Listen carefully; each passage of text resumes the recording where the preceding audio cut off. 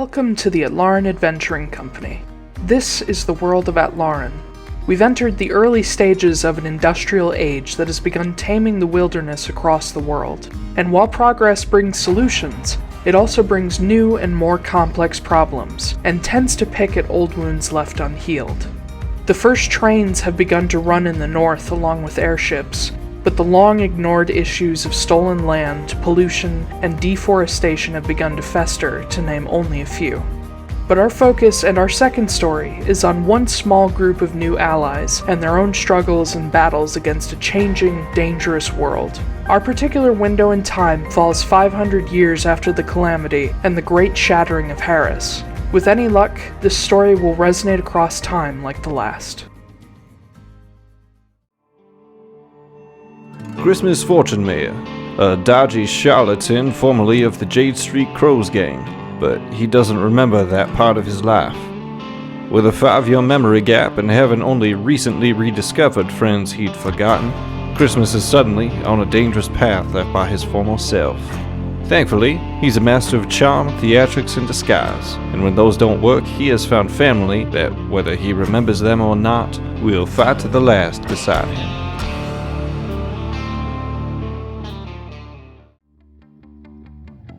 Magda Wrenly, a professional mercenary and member of the revered Taiylor clan of monster hunters. With a wasting curse weighing on her shoulders that can't be dismissed by normal means, Magda has been left to search for an unconventional cure. Now, she's found herself with a group of allies she didn't ask for, and friends whose love she doesn't understand. Years of dealing with regret, ill health, and distrust have left her slow to ask for help.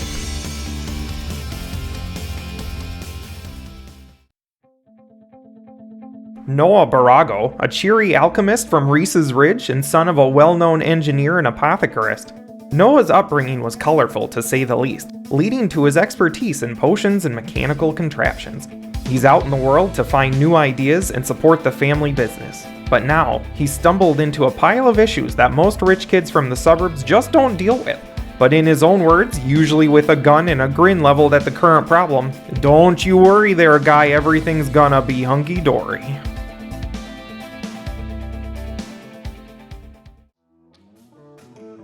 Foostrak Wildborn, a wandering warrior from the Nathar clan and student of the runic battle traditions of the Giantkin.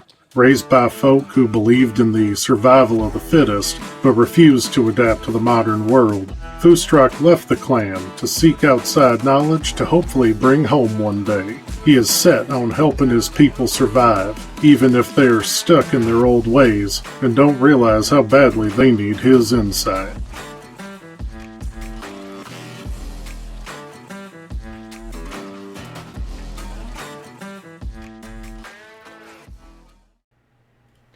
It's me, we're alive. Yeah, hello everybody and welcome to the Atlaran Adventuring Company. I am your Dungeon Master, Taiylor Wallace, and joining me, I have Astrid Knight. Tell us about yourself. Hello. Hi, my name is Astrid Knight. You can find me everywhere at Astrid K. Writes or on my website, astrodknight.com. I wrote a book. It's called Perception Check, book 1 of the Mages of Elmira Saga. It's right here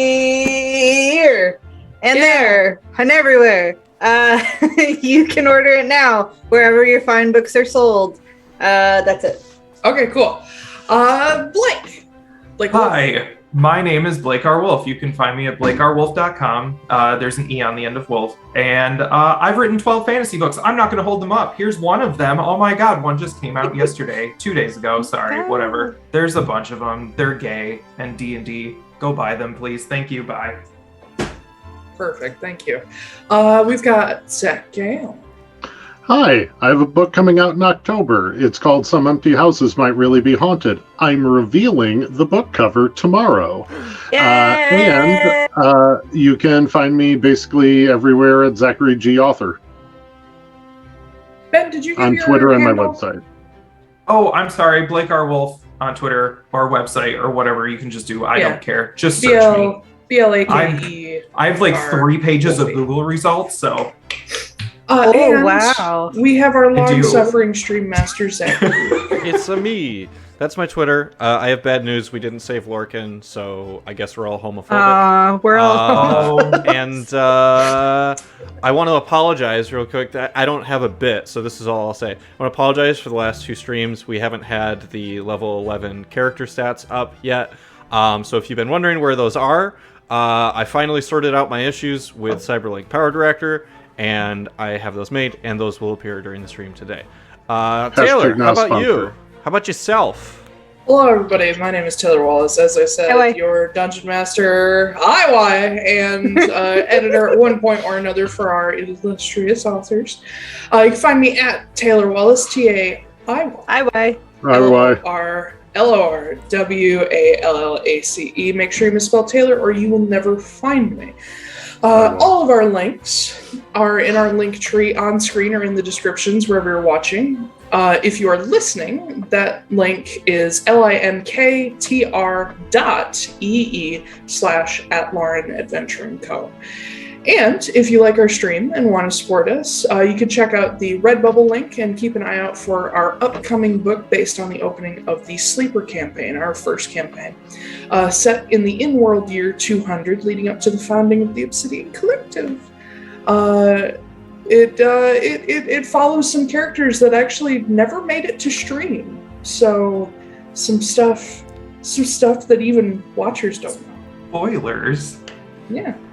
Oh, not everybody makes it. Not everybody makes it. For one reason or another. Mm-hmm.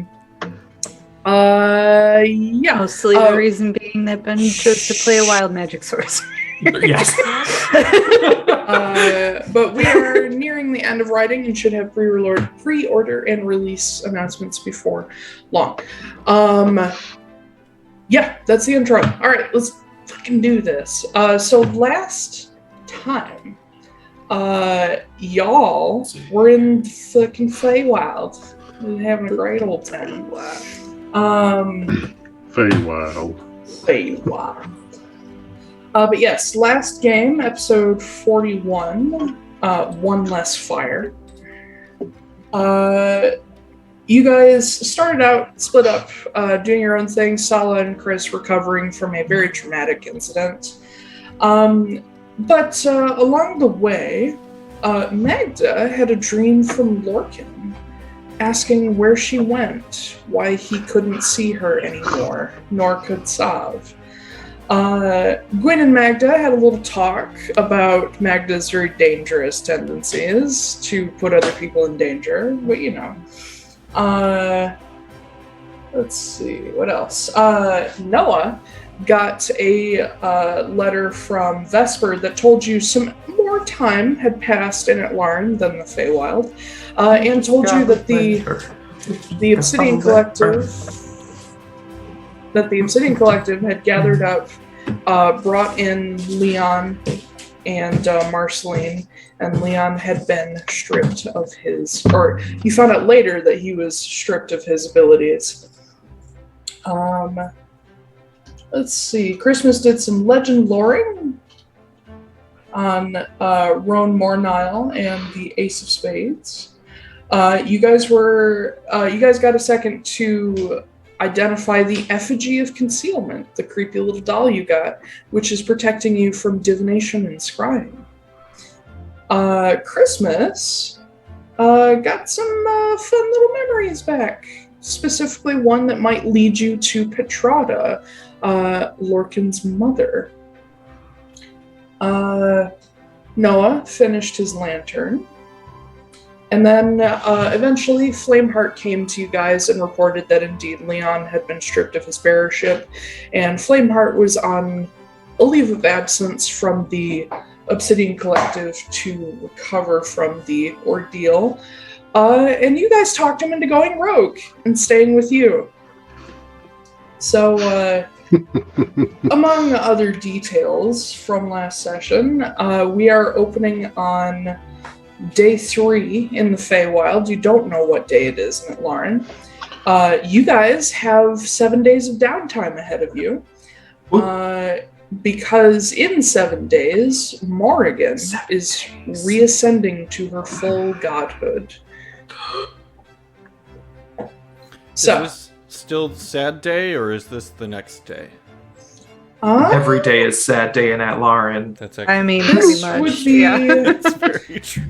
I think we'll open on the following day because everybody was pretty fucking worn out, and also it was already fairly late in the evening when Flameheart got there. So we'll open in the morning. Oh, I see little Xena in the background. Yeah, and you. We can see her now because Yeah. your room is brighter. There's actually light in your house now. Right? Yeah. I have an east and north-facing window now. Yeah, who's got stuff? I need at least 3 days. Or we're gonna start with 3 days. Yes, Ben. Okay, 3 days. Yes. I am going to make some potions and make 1 potion per day. Will I have time to go into town and see if I can get a hold of some of the shit I need for Frost Breath potion? So this is actually a question that I meant to ask you ahead of time.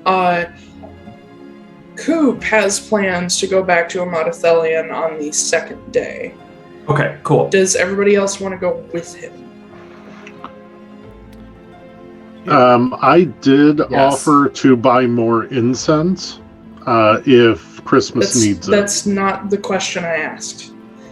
I need Well, a yes or no. I'm saying that I would go to be able to help with that. Okay. Also, probably not the worst idea to have everyone in the main group go into Amodathelion just so that we have FE with us the whole time. I can't believe I'm using its name. Is everybody good with that? Going back to Yeah, Amodathelion I on the mean, 2nd? I guess I have to go because I'm like the number one person who FE needs to. I mean, I can hate just saying leave it you with the too. doll. I can just leave the doll with you. Yeah, but I don't want it to, like, what if he gets the right idea of, like, spying on you guys? So I don't want to do that. So we should all stick together until Effie is. Spoken like a coward. So in that case, for the first day, what is everybody doing? Okay, I would like to make a potion. Yep. I already did the 3 for the 3 days, so I'll just assume that I made a potion for those days. And I do want to have a talk with Flameheart. But Okay. other than that, I don't have anything crazy. All right. Yeah, let's actually get into that. So Okay. with Walter's mansion on the shores of Barrow Lake, you guys have a pretty safe spot to chill out, do whatever you need to do, and you have access to all the facilities. In between talking with some of you guys, Flameheart is kind of wandering, like mostly just thinking. You can tell that he's not just wandering aimlessly, he's keeping the rest of himself busy while his mind is just racing. But yeah, Noah, you'll be able to find him on the first day wandering around Walter's garden. Okay. So just remind me real quick, when they were talking to him, his general mood was like feeling kind of hopeless, wasn't it? And like he was gonna break away from the collective. That wasn't his initial intent. He's sort of like, it's not full on like grieving because he didn't lose Leon, but he lost the old Leon. And you know, it can never be the same again. And of course, the Obsidian Collective had to kill a woman, even though she was guilty. They had to kill her to save Leon. But he's not a person to necessarily mope around. He's more pensive. But by the time you find him this particular day, he seems much more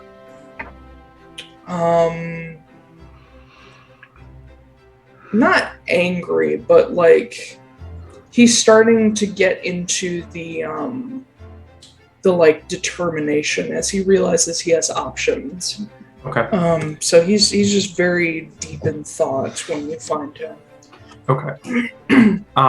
So I'm actually gonna lead him out of Walter's mansion. Okay. Yeah, and we're on the edge of a lake, aren't we? Yep. Okay, we're gonna take a walk around the lake to there's a wooded area nearby or anything like that?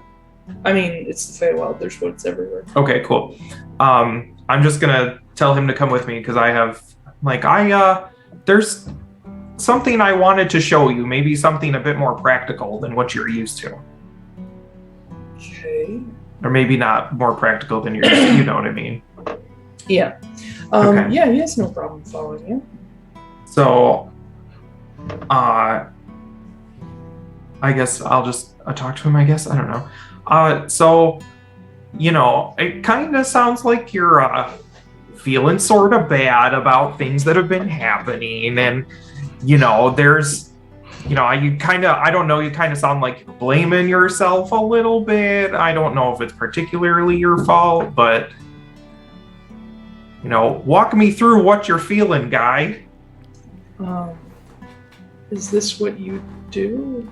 Yeah, sure is. We gotta fill the space while we walk to the trees. Yeah, you kind of hit it on the head. I do feel a little bit like I failed. Supposed to protect my bearer and couldn't. And worse than that, someone convinced me that everything was fine when it wasn't. So yeah. Who convinced you of that? Well, I guess technically Marceline, but Leon. Well, I'm sure you've heard some things about me along the way. I kind of got a penchant for, taking things into my own hands. But I was thinking about some of the things you said about the collective and how maybe the collective is coming to an end. I don't know about that. Well, not that it's coming to an end as much as it's I don't know, changing, going through a change right now. I don't know. You know what I mean. Something's happening. It's different. Sure. Yeah, cool. This would have gone so much better if I would have said this last week. So I take him up to there's trees around, I'm assuming. So I pick up a pine cone and there's something I wanted to show you that maybe you can use your power for, because you were talking about, I don't know, I feel like you were talking about fire being destructive, or everybody thinks about it that way. But nobody... I was saying how, yeah, that was what everybody thought, but I've learned better over time. Maybe I can show you something else you can do with it. I don't know if you've thought of this before. And I will you allow me to I have Flaming Sphere and Hellish Rebuke all the time. Can I just heat up this pine cone in my hand? Sure. Okay. I'm gonna heat it up so it starts to burn away. Be the thing that people don't realize is that fire is actually necessary and cleansing for things.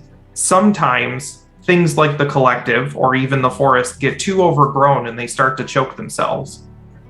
But a fire goes through and it not only clears everything up so that other things can grow, but it also makes it possible for new things to sprout. And as it burns away, you see the seeds in the pine cone are left behind, and some of them have started to pop and crack because the only way for them to actually begin to grow is to be subject to a wildfire. And I'd sprinkle them back on the ground. There's sometimes burning it down is the only way to make it better. Baron would like you a lot. Or at least Sylphie would. No, that sounds more likely. Yeah. I understand the value of controlled burn. And I mean, if we're going to be literal about it, I mean, I used to help Kit and Kenna clear out entire areas for new things to grow, but I think applying it to people and organizations is a little harder. I mean, obviously, don't set them on fire. No, I mean, you can. No, I understand the they metaphor. do burn, but you know. Mr. Borago, I understood your metaphor. I'm not literally going to burn my fellow collective members. But why? I mean, though it might kick Arabelle in the ass. Who knows? But I guess what I'm trying to say is that maybe the way the collective has grown is so much that it's choking itself. Maybe it needs a different direction. And maybe your fire will be the key to going that new direction. I hope so. A Lycari without a bearer doesn't have as many responsibilities, I guess.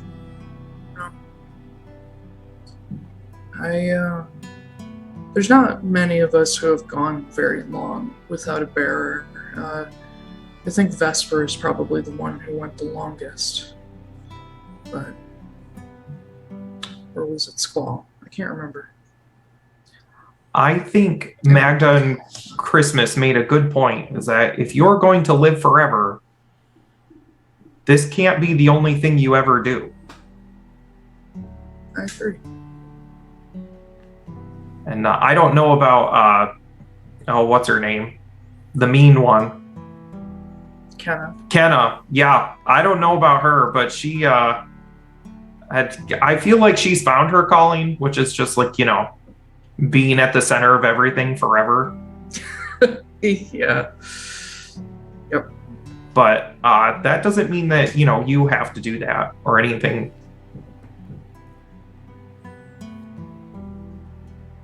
But what else would I do?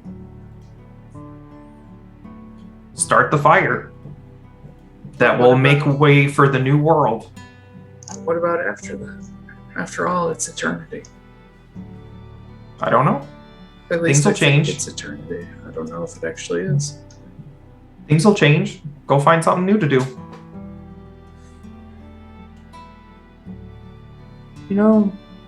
For the first little less than a century of my life, I knew what the hell I was doing. Or at least I thought I did. And now I have no idea. I feel like I know less than I used to. That's probably a good thing. Well, your metaphor is not lost on me, and I agree with it. It's just a question of how. Mm-hmm. Or do I let it burn by itself, uncontrolled? I mean, every day nature benefits from unchecked wildfires. It does. People don't like them, but other things do better because of it. Yeah, Sophie would like you a lot.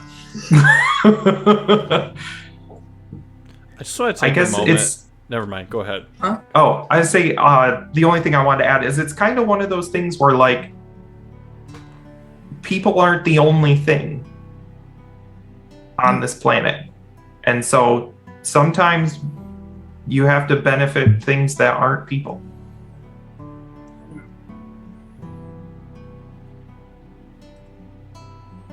And I'm going to switch my alignment. To... No, I'm just kidding.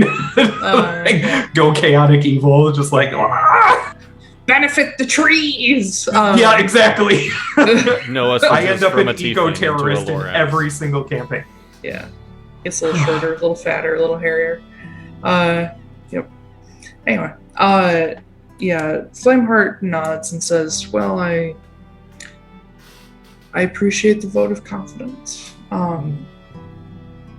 I'm still thinking about what to do next, but I think the biggest thing on the table here is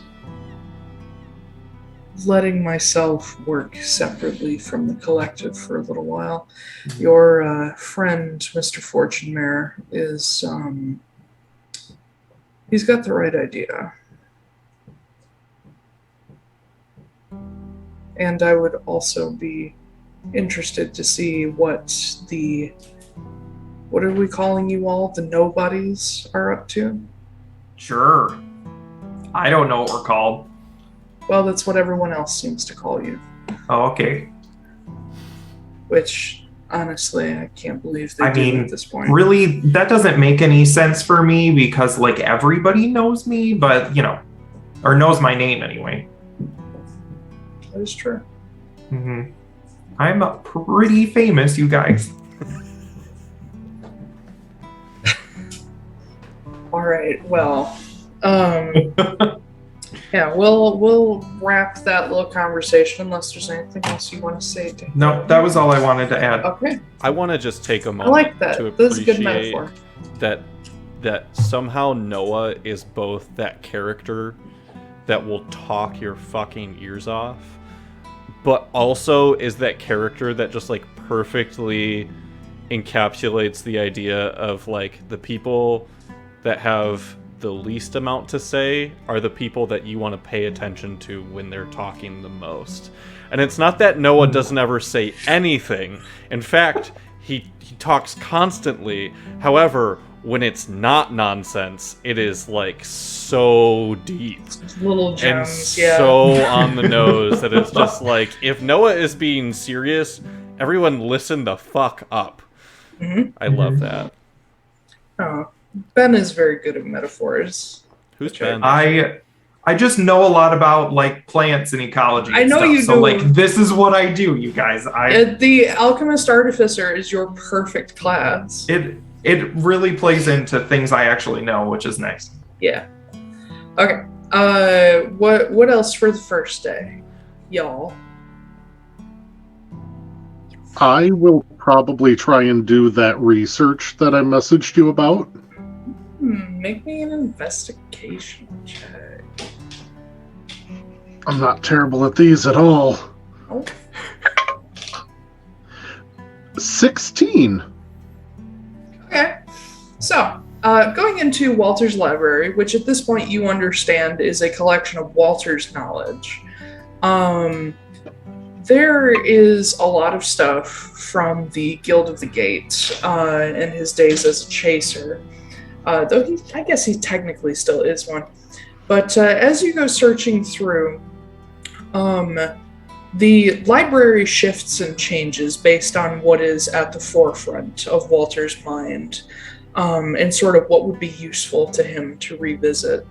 And so it doesn't take you that long to find things about the Feywild and about Archfey and the courts and Fomorians and some of the creatures that live in the Feywild. And among those creatures, some of the most legendary are, of course, the phoenixes. Looking among what there is about phoenixes, you actually find pretty close to the front of the library, there is a book that contains one of the stories that you actually heard about in that letter from the Guild of the Gate, which is about the Phoenix Knight. Getting into more detail of this story, you learn that it is actually Ethvara who is the Phoenix in this story. And the knight, though not associated with Morrigan, he essentially met her only a handful of times in his lifetime because the Phoenix picks her knights and sends them off. She doesn't follow them, they don't follow her. This particular knight was sort of beloved in some of the Feywild towns. Let me actually grab that letter, because I think there's a special detail. Oh, I just figured something out. Okay. Okay. Okay there. Okay there, Okay bud. there, guy. Yeah. I'm going to do something else besides potions, but we'll talk about it in a minute. Oh my god. Okay. The Phoenix Mark. Mentioned, so the version of this story that you heard was apparently from a journal by Lord Larimer Soldan in 434. And he was sort of this researcher who contributed a lot to the modern understanding of the Summer Court or the Sealy Court.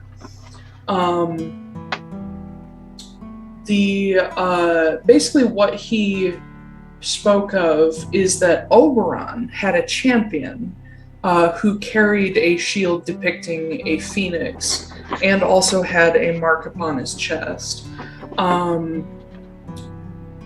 This knight Boravir basically told the researcher that when he was a teenager, he went out hunting Fomorians alone and was ambushed and killed by them, only to awaken later in a charred circle with an obsidian-like egg resting on his chest. When he returned home, the egg was taken from him by the Summer Queen's court, Titania, or by the Summer Queen's court, which would be Titania and the Sealy. But Boravir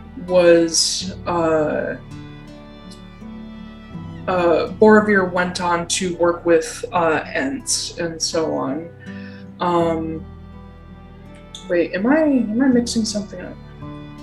I'm following along in the letter. Yeah, okay. He went on to work with tree ants, and essentially became a protector of Ents, which people found very strange, considering the champion of a bird of fire was protecting these tree people. And Boravir sort of laughed at that idea and said, "It is the Fae's way to work in contradictions and strangeness. Those who come to burn a tree ant will never suspect that fire is his dearest companion." Basically Boravir is one of these sort of phoenix champions, as they were referred to. He, while a guardian of tree ants, was ultimately the champion of Oberon. But there have been many other knights who have not been associated with courts at all. And in Walter's knowledge, you find little bits and pieces about other knights, some missing names, some missing descriptions. But overall, you find a running theme, considering what you specifically asked me. You find a running theme that when the knights are visited by the phoenixes, it is always unexpected. They never know when she's coming. And on the few occasions where one has been able to find her to offer something or offer service, she has always politely declined and instead turned their attentions to people who actually need help. So your question of whether or not you can bring her a gift, the answer is you can, but she might not accept. As for Morrigan, I want you to make a separate investigation or religion check for that. Which one's better? Neither. They're the same. Okay, cool. Oh, I didn't get anything. That's a 0. Buddy. So there that was a nat is 1 minus 1. There is plenty about Morrigan in here, but a lot of it is in languages that you don't know, and a lot of it is a little over your head. Sort of, I don't want to call Foostrak stupid, but there are just some inner workings of the Feywild that aren't going to make sense to him. And in the end, you basically get that she is a goddess of war and crows, and yep. that's about it. Alrighty. Mysterious. And she has an Irish accent. Yes. Or, well, moderately Irish. But yeah, that's what you get out of your little research session. Midwestern Irish. What else for the first day? I'm going to change what I'm doing. For the day, I'm actually going to keep working on that lantern because I want to make it not only show light, I want it to reveal invisible creatures. Ooh. Okay. I have 3 second-level spell slots of see invisibility. So I am willing to dump all 3 of them into this and also do like tinkering and stuff on it to try to adjust the magic within it. I'm basically going for a lantern of revealing. Okay. I can assist with that because I also have access to Fairy Fire, which also reveals invisible creatures. And I have we literally purchased a spell scroll that both Noah and I can use for Fairy Fire. So if that would help, I will assist with that. Okay. Go ahead and make me an Arcana check with advantage. Okay, but we're not doing the tinker check. Yeah. No. Okay. Guidance. Nat 20 for a 26. All right. Pulling Christmas aside, in between him making out with Sala. Oh my god, I rolled a 1 and a 20. That is not I what's just happening realized today, it. but I know. We'll get to that in a minute. I know. Pulling Christmas aside to help you with this, because you need an extra set of hands to make this work correctly. You guys, seeing as you offered up the scroll of Fairy Fire, what you end up doing is actually putting the scroll into the lantern.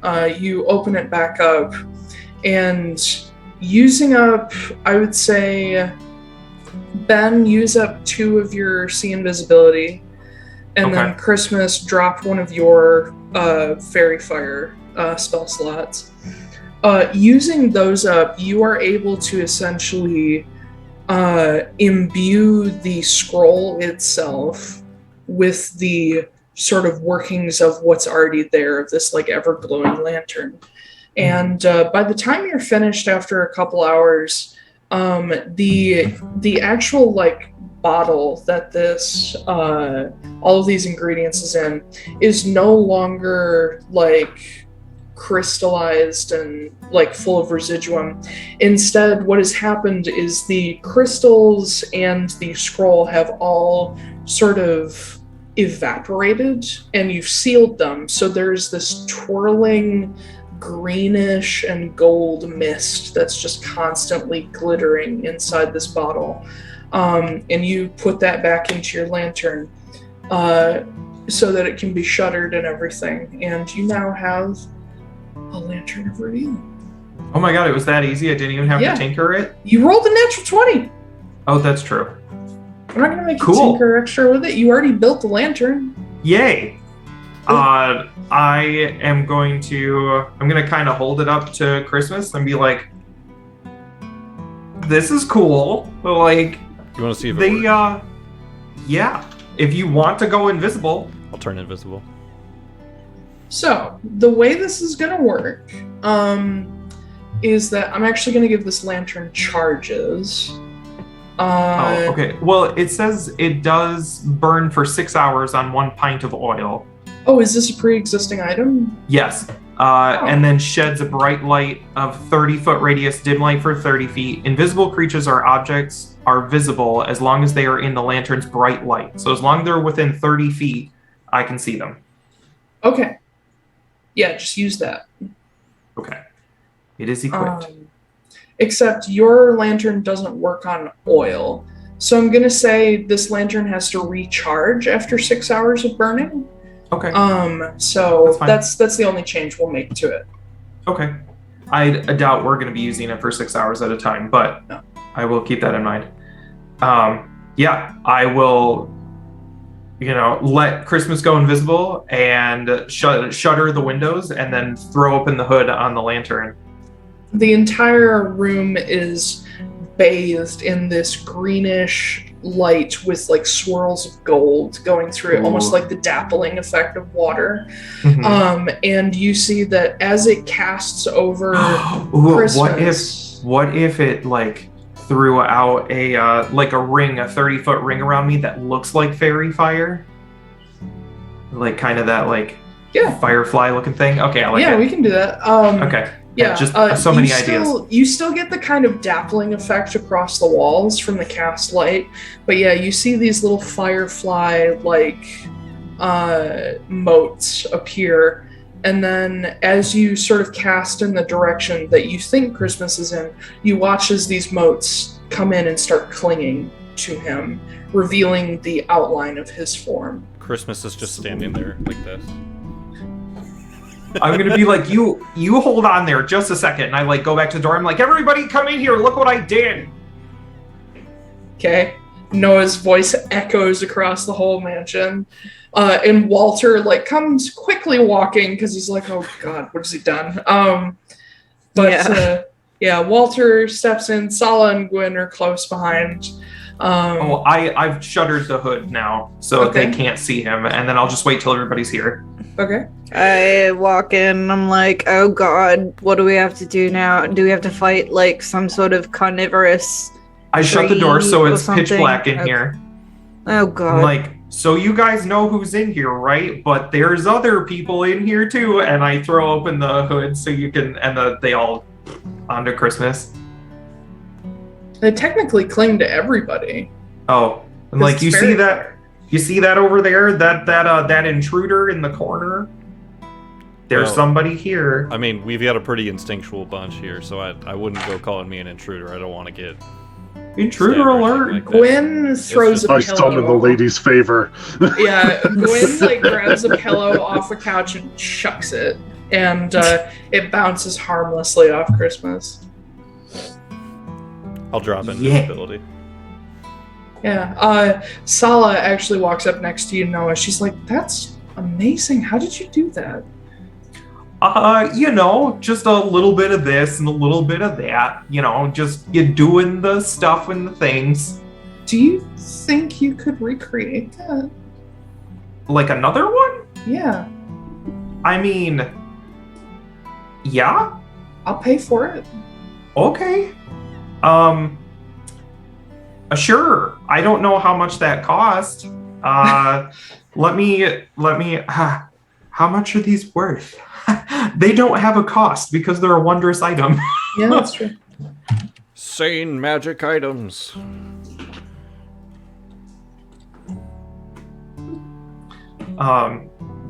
Yeah, sure. I can 30,000 gold. Holy shit. 30,000? Yep. Bro, we should sell this and get that book. What was the book of? The Tome of Leadership, a +2 to your charisma score permanently. No, +1. Oh, +1. That helps. That helps you, not me. I know. Do they have a Tome of Intelligence? I mean, you could find one, but you're gonna have to go hunt it down. Yeah. If it's +1, it's not worth it. I'll make her another one because I have a whole bunch of parts and stuff. Mm-hmm. Still, I have literally an entire fucking bag worth of parts, and I still have a bunch of residuum and everything. So just like, yeah, don't worry about it. Just give me a couple days. I'll make you another one. Okay. And I know fairy fire, so I can pump fairy fire into it by myself. Okay. Magda, what have you done with the first time, if anything?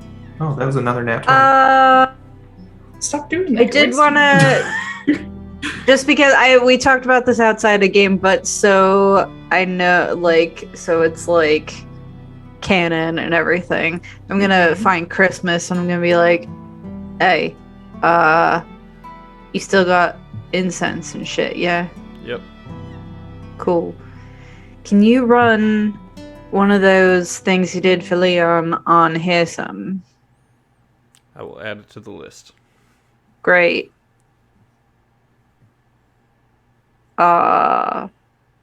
Yeah. I imagine you guys had this conversation literally in front of us all in the middle of this room. No. We're all just like, this is No, par for the course. No, because then afterwards I'm going to say, look, I know that you were kind of putting on like a nice face the other day, Yesterday? Yeah, yesterday about Sala and everything. I really am sorry. And I don't know, I just didn't want Kit to have that. History has not has told us that that's a bad idea, but I also don't think we should have that either. I think I just was too impulsive. You know you've already apologized and been forgiven, right? Yeah, but like, between me and you, like, I know Sala forgives me because she's like a good person and everything. And you don't because you're a bad person. But I can't read you sometimes. Okay. It's, you know, well, you know, I don't know. You and I to be have fair, you can't read Sala sometimes too. She I don't know, is she's always been just- nice to me. She is. She is just slightly better of a liar than I am. Nice is different than good. Yeah. That's true.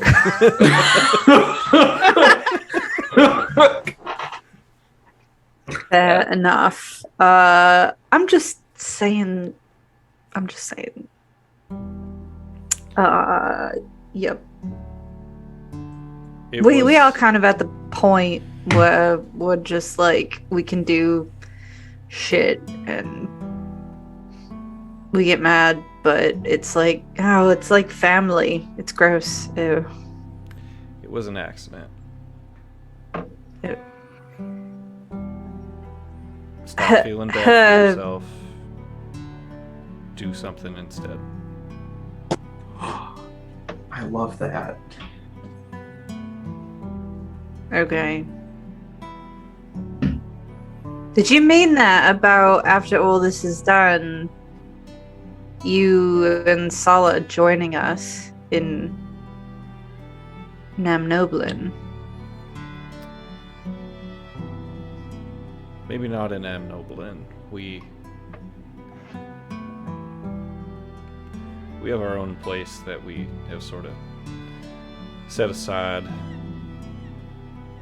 Sort of a if-then situation. I don't know. There's a lot of things that need to happen before we get there, but in that moment, yes, I meant it. Okay. Because, I mean, I'm not gonna drag Gwyn anywhere, of course, because... Good luck. I don't know. I don't want to be one of those people who's like, oh, you love me, so come all the way. You know, I've done that already. I've been on the receiving end of that.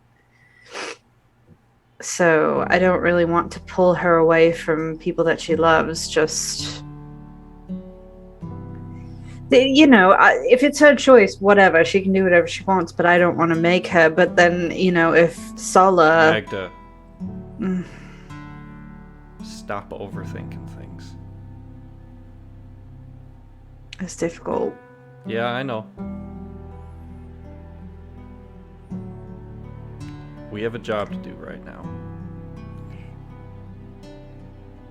Things will work out how they are supposed to. Taylor, shut the fuck up. What? He said things will... Oh, I thought you were saying like things will work out, and you were like, no, that's not true either. wow. Cool. I Gwyn sure hope you're right. loves you. Everyone can see it. Which means that when the time comes, you won't have to ask her.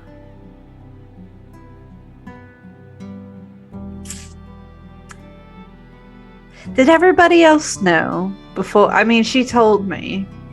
But I look did around at everybody everyone see else it that's before? currently in the room No! with us. We're not in the room with everybody else. I guess I'm just fucking stupid. Jeez. Great. Lovely. Good talk. Good talk. Cool. Run that legend law check for me. I punch him in the arm and I'll run walk away. Christmas. So the I misread the day before timing wise. So my schedule is gonna be just slightly different from what That's I sent. So day 1, Christmas is saving his legend lores until like post dinner. And not talking to Flameheart because Flameheart is off with Noah, and then Noah was doing stuff with us. So Christmas spends the whole day basically just trying to be of service to everyone that is here, and acting like it's his house, even though it's not his house, but that he's like the host. So if anyone needs anything, he is making meals, helping the invisible servants make meals, I guess. Yeah, I don't care. Anyway, Christmas is going to be of service to everyone. And then, when we're done with everything, before it's time for sleepy sleep, also, if you'll allow it, part of that helping people will be helping Sala put a couple of spells from Callum's book into her book. Yes. We'll include the big one that we talked about on day 1 so that you get to... Yeah, I think I know which one you're talking about. Yeah, the one we talked about extensively yesterday. I know. So actually, that will mean that I get to bring out a fun thing. So in the evening, probably before dinner, Christmas and Sala are sitting down in Walter's library, copying over these spells, using the correct materials for Sala's spell book. And yes, it's a fun euphemism. No, I just imagine Foostrak's in there holding a book, and he just looks frazzled because he's never read this much. Out of game, circles under his eyes. Foostrak, if you ever need to research something about the Feywild, you literally travel with a walking, talking Feywild library. True. Just keep that in mind for next time. Not to mention the 2 ladies that have, lived in the Feywild for years.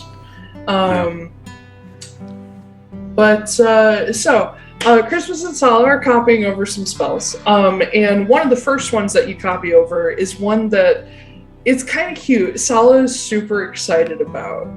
And as you're copying this over, she is going over ideas. She's like, I don't know, maybe it could be someone to help me scout, maybe just, like a forward look so that nobody's in danger. But it also has to be something that no one's going to notice. And she's just constantly talking. Sala. Yeah. Just What? Breathe, because this has become a thing today, apparently, where everyone overthinks everything. I can't be excited? You can be excited. I'm just telling you, for the first time, just let it be what it is. I am. You'll always be able to change it later. And she shoves your shoulder and keeps on writing. You have noticed that despite what happened the day before, she is kind of coming into her own. She feels more comfortable, sort of with the group. She's getting to the point where she feels like, she has a spot again. And as soon as she finishes this spell, she picks up her book and goes and plops down on this section of open marble floor, and you see her pull out a piece of chalk and start drawing. Not a word to you. She's just engrossed in this spell. And Sala's way of spell casting is very much an amalgamation of sort of classic elven arcana mixed with the sort of rugged northern Geary runic style. So her style is almost self-created to the point where it'd be hard for someone else to use her spell circles the way she does. And as she draws all this out, she pulls out of her bag a small brass brazier that you didn't even know she had. And she pops that down. She's like, do you still have some of that incense? I take, like, a razor blade to get just, like, the teeniest sliver bit of this incredibly expensive, so that we take, you know, a half block is 250 gold. So we need 10. So just this little sliver. You need like a grain. Exactly, yeah. And she comes over and takes it, and it like sticks to her finger, and she puts it in the little brazier. And you see her just pick up the brazier and blow on it, and it catches fire. And she sets it down and finishes up her runes. And you watch as this like smoke is billowing from this brazier that, you know, if it were a normal brazier and not like a spell, like this wouldn't be happening. But you watch this sort of bluish smoke billow out of it until she places down the last rune, and you watch her sort of whip her hand over the top of it, which pulls the smoke away. And left in the bottom of this brazier, picking his head up and sort of puffing out his feathers, is a little screech owl. And these big, huge amber eyes open up that are flecked with like fey green. And he has this very sort of common eastern screech owl, brown and sort of tan patterning, but there's a very specific dark line that goes up his forehead from the top of his beak that sort of sets him apart. And you watch Sala sort of scoop him up out of this brazier and lift him up, and he makes this little trilling sound. And he's like that big. He's so little. And she holds him up, and you see probably the biggest smile that you've seen out of Sala in recent time. And she sort of brushes the crest of feathers on his face, and she turns and looks back at you and holds him up, very proud. And she's like, Chris, this is Roswin.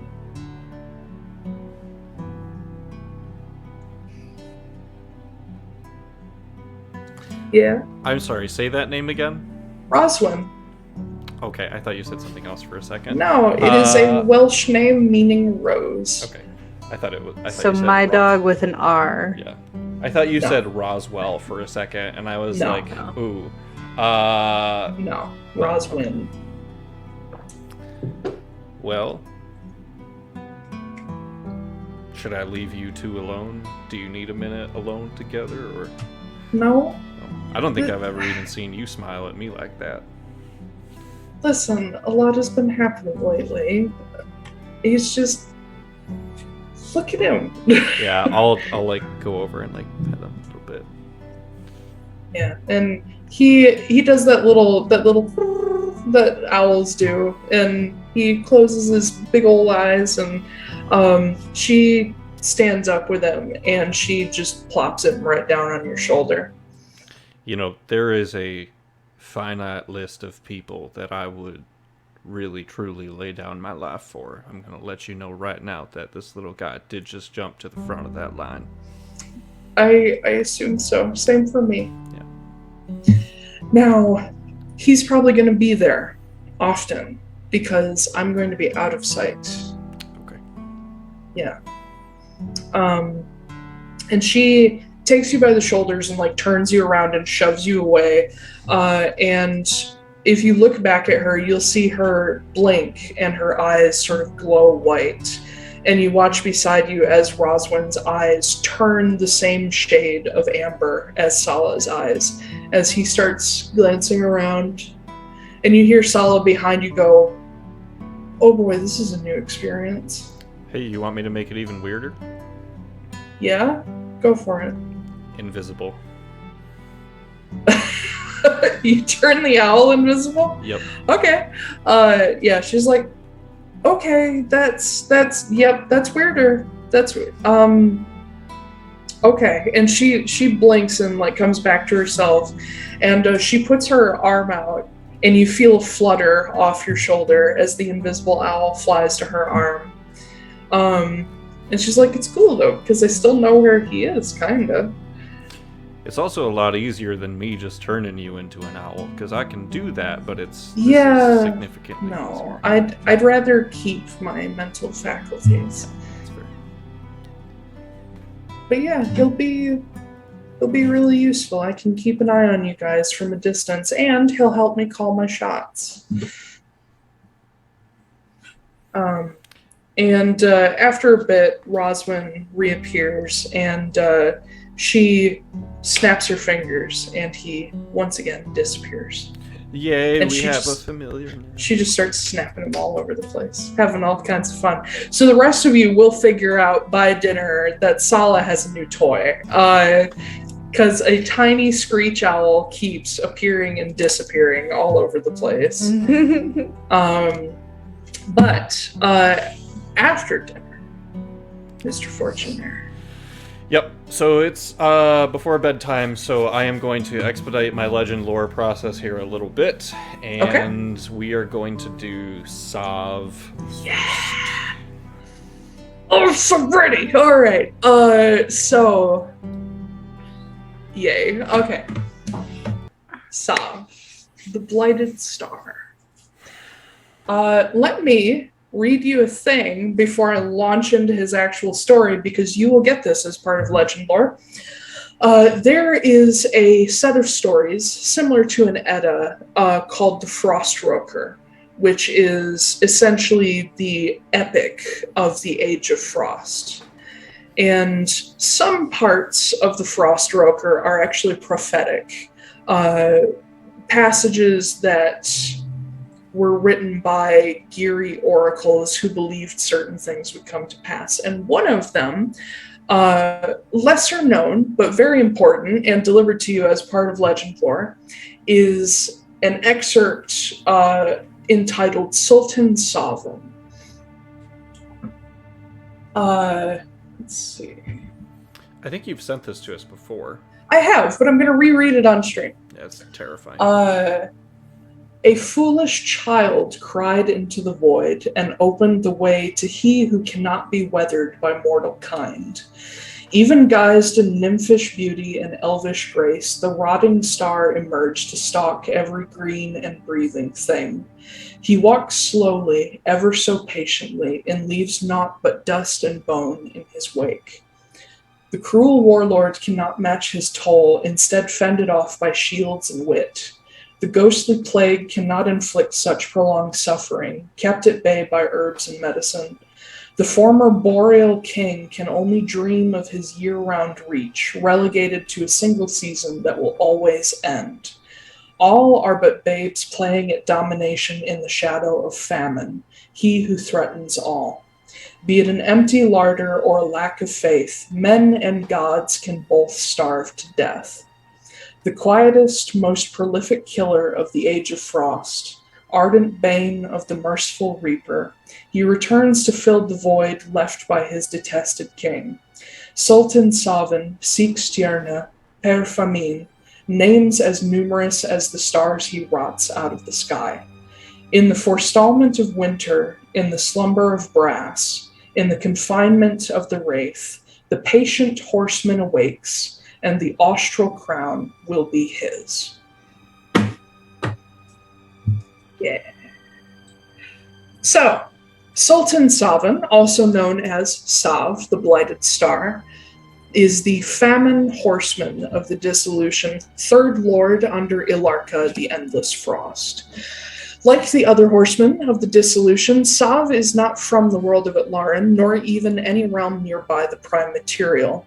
In a far-off realm created by Ilarka himself, Sav was not born, but accidentally formed from the refuse left behind after Guillaume and Styonyx were created.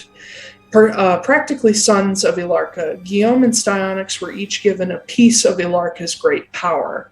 Guillaume became known as the Brass Warlord, feared and famed for marching his armies under the cover of his father's blizzards, striking when enemies were least prepared.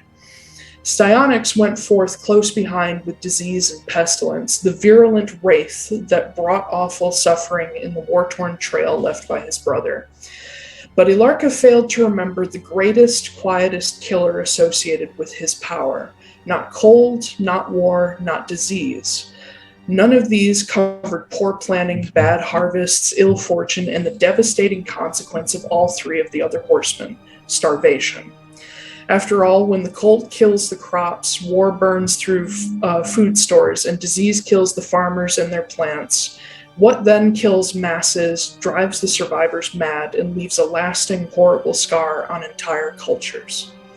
The unintended child became Ilarka's greatest joy for a time in his first centuries. Sav was not an active killer or destroyer. He was patient, methodical, and he knew how to change plans at a moment's notice. He always had several backups, always had several more pieces in play than anyone realized, and he rarely got his own hands dirty with the details. Instead, he was inspired to create his own method of control after seeing starving creatures resort to cannibalism.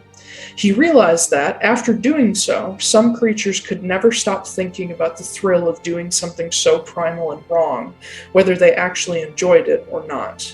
Plucking that idea, he created a way to stick in the minds of those he influenced, to keep track of them and see through their eyes and influence them with promises or threats. Magda. By the time the world of Atlaran came into existence, Ilarka was the absolute ruler of his own realm and a couple others, with Guillaume and Styonyx acting as his generals. But despite adoring Sav at first, Ilarka had come to suspect his accidental son. Sav was too patient, too confident, and too wily. Ilarka feared that he would be overthrown by his own blood, and so gave Sav an impossible task meant to destroy him, to destroy the Balin gods of death. The four gods were sent to invade the prime material in the world of Atlaran, and Ilarka knew that Ursen and the Reapers would be their greatest hurdle, being that Ursen and his sons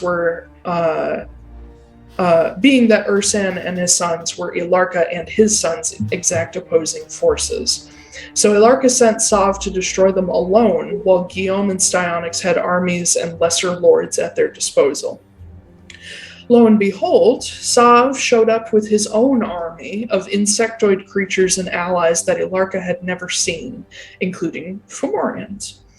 And while Sav did not manage to kill Ursan or the Reapers, he did manage to kill and nearly destroy the Titan of Darkness, Dolthair. In a battle with the Titan of Light, Laska, Sav invaded Amnoblin and attacked the Monomarig with the intent to destroy the children of the gods, the Malandrada. And at the same time, he locked away Hesperus, leading the Balin to believe he'd fled in cowardice. At the same time, Sav had sent his own daughter, Ozdala, to influence the corrupted son of Talon, helping the boy kill his sisters and then his mother, Senna. Unfortunately for the Horsemen of the Dissolution, as Ilarka and his sons became known, an influx of other foreign gods aiding the Balin eventually brought the dissolution to an end with the Demiweir's appearance. Sav nearly snuck inside, but was thwarted at the last moment by Talon. Sav was able to hold Talon's attention long enough to allow Ozdala to sneak in, sealing her inside the Demiweir and hidden for millennia. Ever since then, she has been quietly communicating with her father, helping him plan his return to Atlaran and the destruction of the Demiweir. After the dissolution, blame for the Horsemen's failure was placed upon Sav, despite his efforts being the most brutal and damaging. Ilarka demanded recompense for the failure, only for Sav to laugh in his face and take his leave. Ilarka, Guillaume, and Styonyx were then shocked to learn that Sav had actually created his own realm and had sealed them out of it. That realm, Stirnagard, became a nightmarish vault of stolen souls.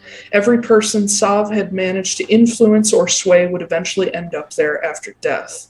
They're trapped like insects in a jar, only for Sav to pluck one out occasionally to use as a bargaining chip, or to corrupt into a twisted servant to send through the Demiware.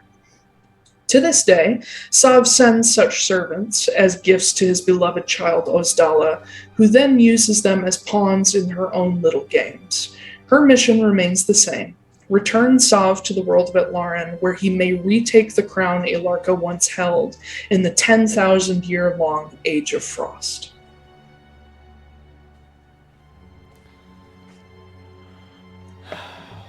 Well, that sounds awful. Yeah. Did I catch in there that Sav and Senna have a daughter together? No. Sav helped kill Senna's daughter.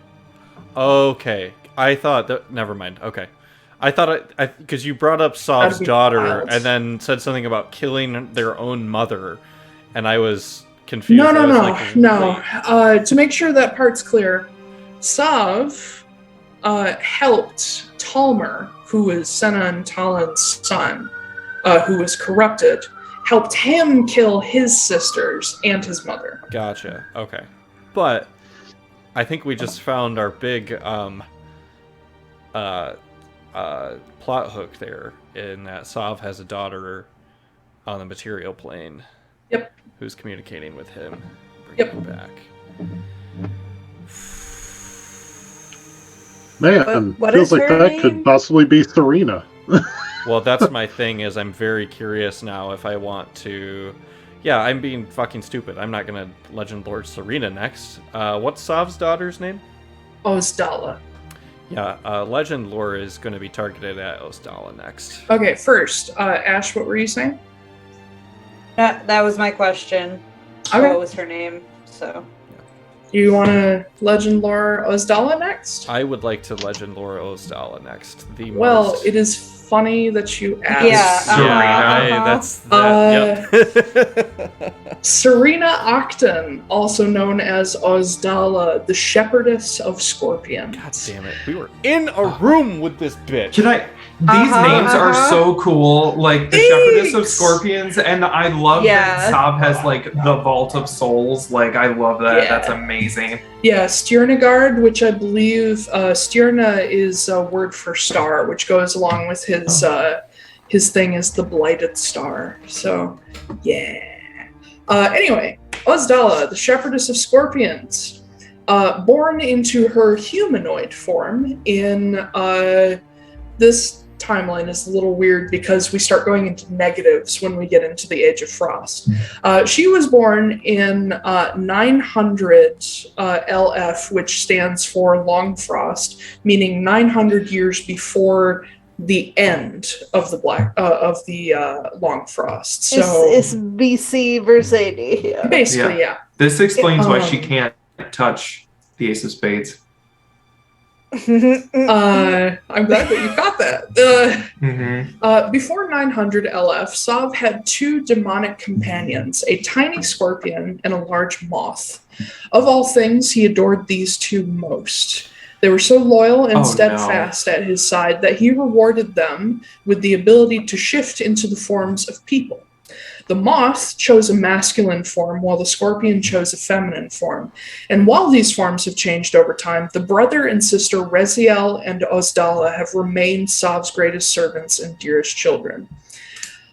Ozdala was the one most often... Can we actually just pause for a second? What? Pause for a second, because we all fucking know where this is about to go. I just want to take a minute to just let my brain just reset for a second and anticipate what's about to happen. Okay, continue, please. I don't think it's going to go where you think it's going to go. Maybe. Ozdala was the one most often in the field, her brother acting as a messenger and scout between herself and their father.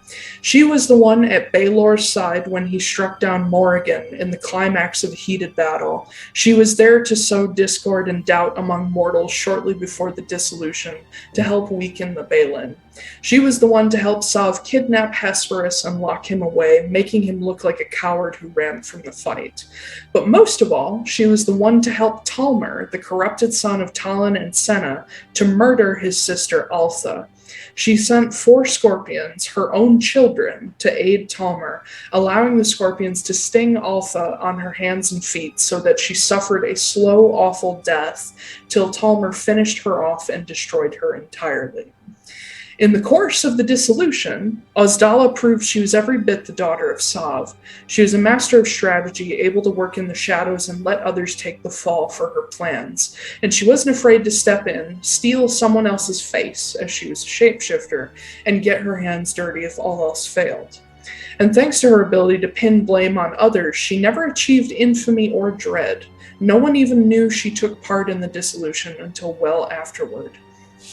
When the dissolution came to an end, a number of entities made it through the Demiware before it was closed, but Sav could not. Ozdala and Reziel, being small enough to pass through freely, were able to remain his eyes and ears, as well as seeking out pawns, champions, and vessels for Sav to use. Ozdala has since grown too powerful to leave the Demiware, so Reziel is her main line of communication to her father. It wasn't until the time of Olgar Hydaelyn that Ozdala resurfaced, hiding amongst his first followers as a lowly mage. She saw the corrupted Senka emerge, and she was there in Keladir City at the epicenter of the calamity when the Hydaelyn staves erupted, and she was nearly destroyed. In the coming centuries, she watched her uncle Ilarka lay plans to break the Demiware and laughed as he failed miserably in the face of a bunch of mortals. She watched those mortals, the Obsidian Collective, grow and come into power with their Lykari, and she watched as a small fragment of the former Hydaelyn cults and a number of obsessive zealots became infatuated with the Lykari Keladir.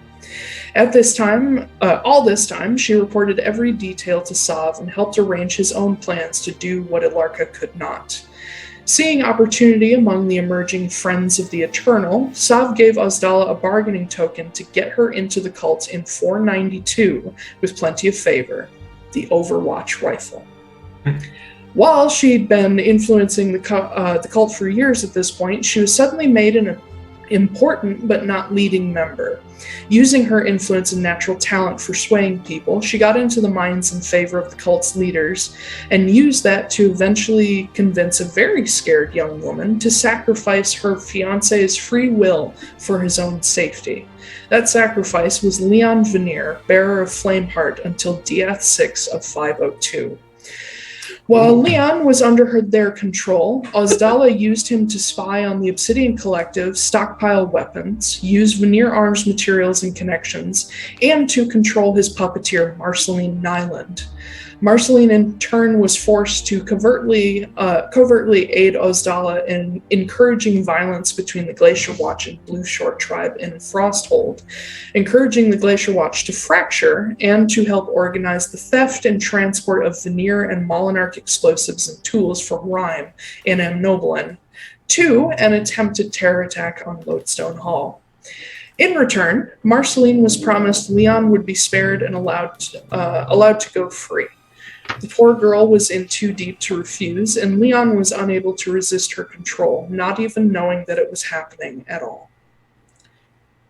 Today, after losing her most favorite tools, Marceline Nyland and Leon Veneer, Ozdala is undaunted, and her father remains confident in her abilities. After all, the two mortals served their most important purpose, cracking the foundations of the collective and setting fires all over the world to distract the collective and their allies. Now, Ozdala continues to perfect the Walker Curse, which she has been improving for 300 years, and she is biding her time until her father is ready to enact his final plan to return to the world of Atlaran.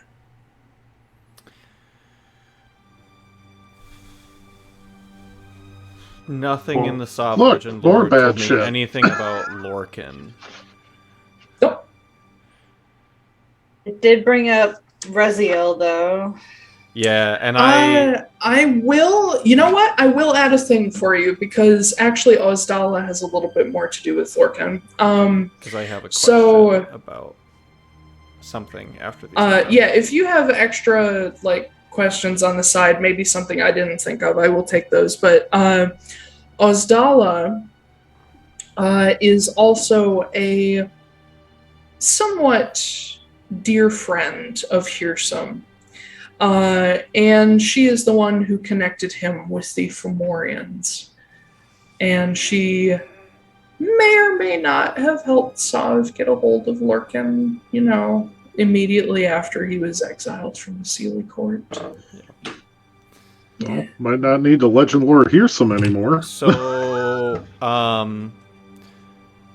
no, actually that's not... So I have a question. Sorry,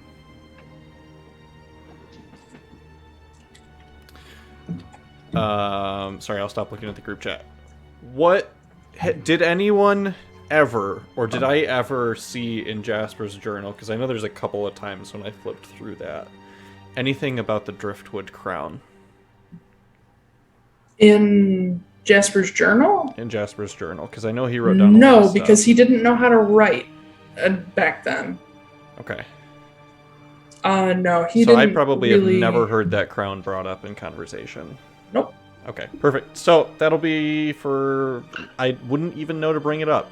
So, I have because it was mentioned when Sav came to visit us. The crown that Agra wore was mentioned to Magda, because that's the whole reason that... I think you guys do know about that.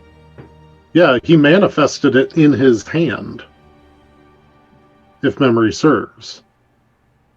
Yeah, I remember hearing about that. To be clear, because I feel like you guys are...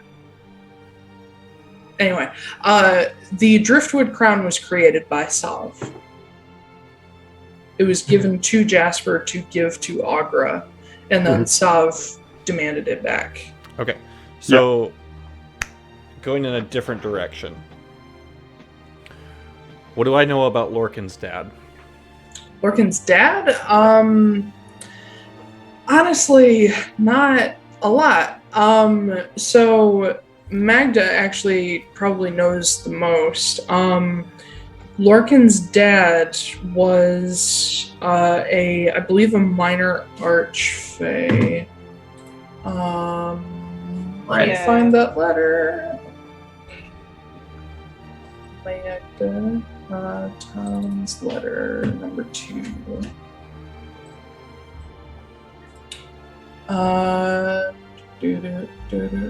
Lorcan and Nolans.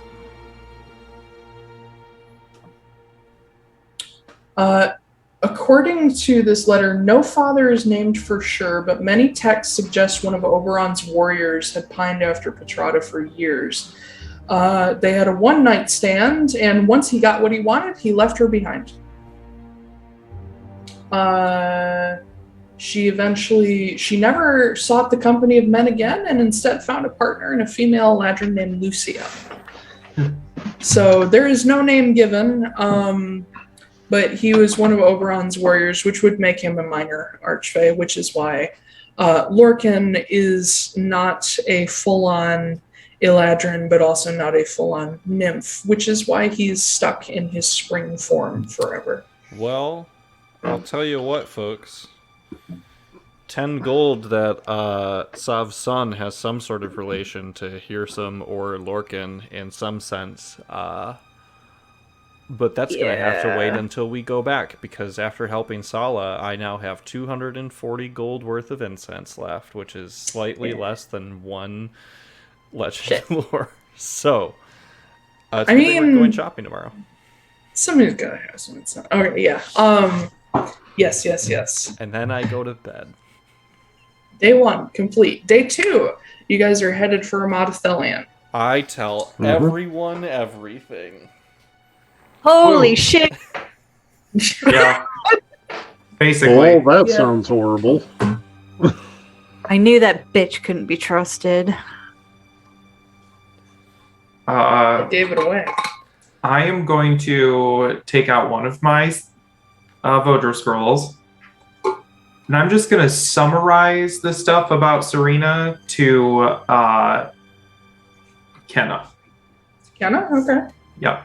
I'm also going to make sure that I mention about the previous goal being marching on the Monomarig and taking the Austral Crown, if she has any idea what that is. So, Probably. And then- I'm going to, because I realized I don't think I actually responded to Morrigan's message No. to you me. didn't. So I'm gonna, in the morning, before we leave, send to Morrigan and let her know that we are heading back into Modathelion. And I will also bring this up to the rest of the group. I would like to go from a Modathelion back to the break to do the Court of Reckoning stuff.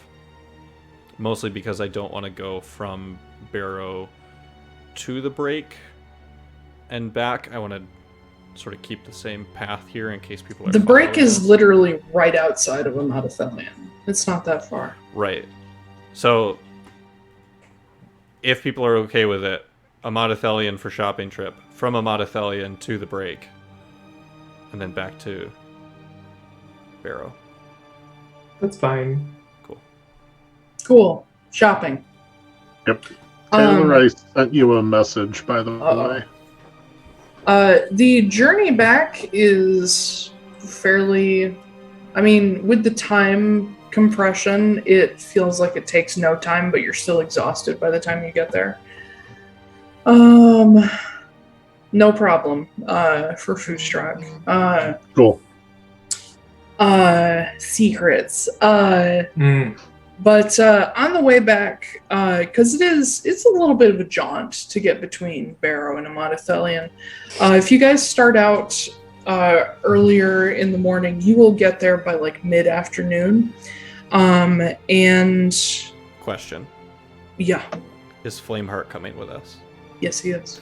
While we are riding along, I will think back to the conversations that I had with Magda the other day. Mm-hmm. And I'll just say to Flameheart while we're traveling, hey, you wouldn't happen to have any, fun little Marin and Silas stories, would you?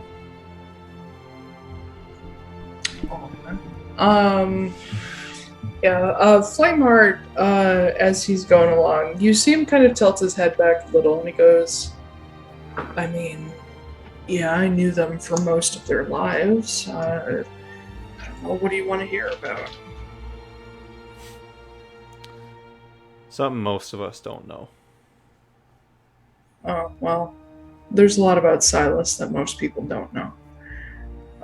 Happy story, please. A happy story. Okay. How about, well, it's not necessarily happy, but it's interesting. How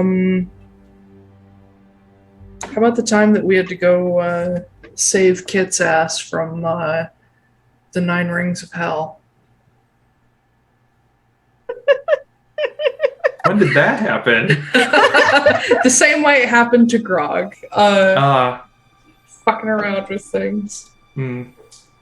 Also, to be clear, because I see y'all fucking around in chat, y'all know that Austral means southern, right?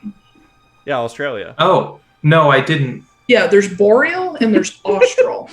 That's why Oh, I thought- Australia is called Australia. Didn't know that. And that's why the southern lights are called Aurora Australis. Oh, no. Oh, What? no. What? There's another Monomarig, isn't there, on the South Pole? Oh, no. Okay. No, Maybe it goes all the way through the planet. Something worse. It's another dragon. It's a dragon. There are plenty of dragons down there. Don't worry. Yeah. I think you guys have almost met a couple of them, but you know. Anyway, yeah, Flameheart essentially tells you, oh god, I'm gonna have to improv this story. I know the I beats told of you it. ahead of time that I was I going didn't to do this. I didn't know what story you might want, so shut up.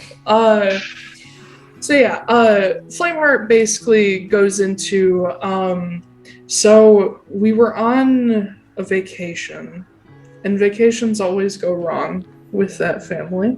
That's because Marin was like, we're going to have scheduled fucking fun. Yep. Fun, damn it. If anybody actually says that, he'd be like, actually, we managed to get her to not create a schedule that time. Maybe that's what went wrong.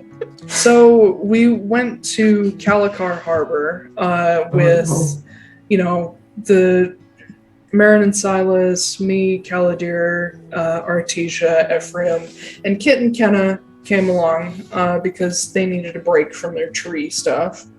And, Burke and Nix as well. But when we got there, Kit was exploring around the market, seeing if there was anything interesting that he that he could use for his business. And this woman, I don't even know if you could call her a woman, approached him and said that she had need of his services. And she was just really big and creepy and just covered in like jade jewelry. No! How did he not know? Yeah, I mean, I'm sure he did. I'm getting there. Getting there. Let me tell the fucking story. Also, was the hole that Kit created in the center of town still there? I don't remember how you created that, but there was like it was very powerful acid. Yeah, very strong acid that we just covered up. We were like, it's fine. It's fine. Yeah.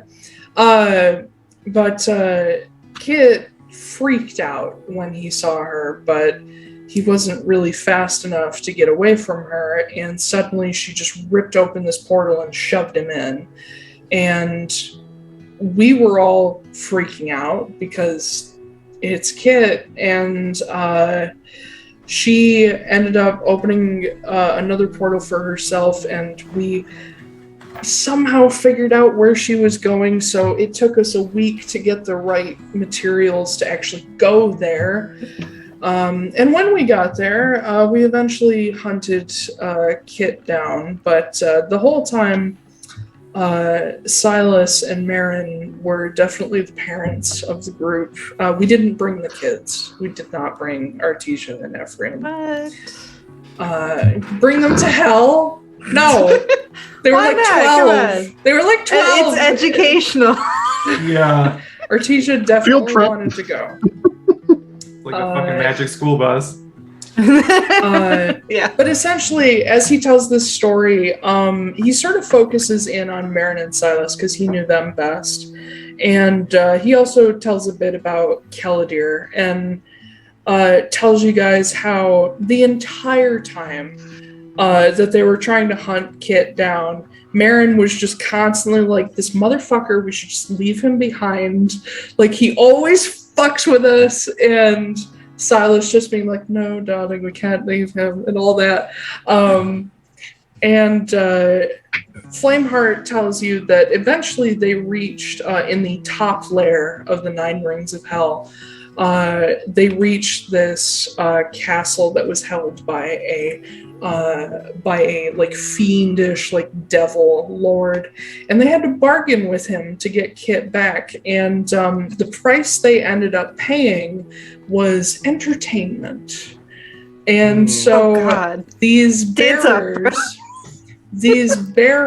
and their Lycari were pitted against a gauntlet of devils and demons in like a gladiatorial style combat. And they just managed to make it through, mostly thanks to Marin having the Ace of Spades, which at this point was slightly enchanted, not completely, and Silas being a very practiced healer. But he tells you how it was actually Caladir who ended up breaking them out after the final round, where the devil was trying to get them to fight more after they'd already completed their gauntlet, and Caladir just obliterated him with the last of her power. And Flameheart's like, that was the angriest I think I've ever seen her. And apparently her reasoning was that we have left the children alone long enough. It is time for dinner. We need to go back. So, she literally just dusted him. And we managed to break Kit out of this little holding cell. Kit was not happy. And in fact, I think we had to get back a couple fingers for him. And then we had to go all the way back to Calicar in time for dinner. So He knew the regenerate spell. He's fine. yeah, but he's it's fine. still painful to lose digits. Yeah, probably. But yeah, we So did you make know we it. have to do this one shot now. Sure. Yeah. Rescue Kit. Yeah, the Yep. search for Kit. Yep. God. Shit, I should have thrown something in there like Sam did, where like Percy got his arm ripped off by 5 hobgoblins. Oh god. Yeah, I because it's canon. while we're driving along, I would like to search for bones on the side of the road. Any Okay, bones? make an investigation check. Okay, cool. I'm gonna guidance myself. I'm looking mostly for a skull. That's gonna be 25. Jesus, all right.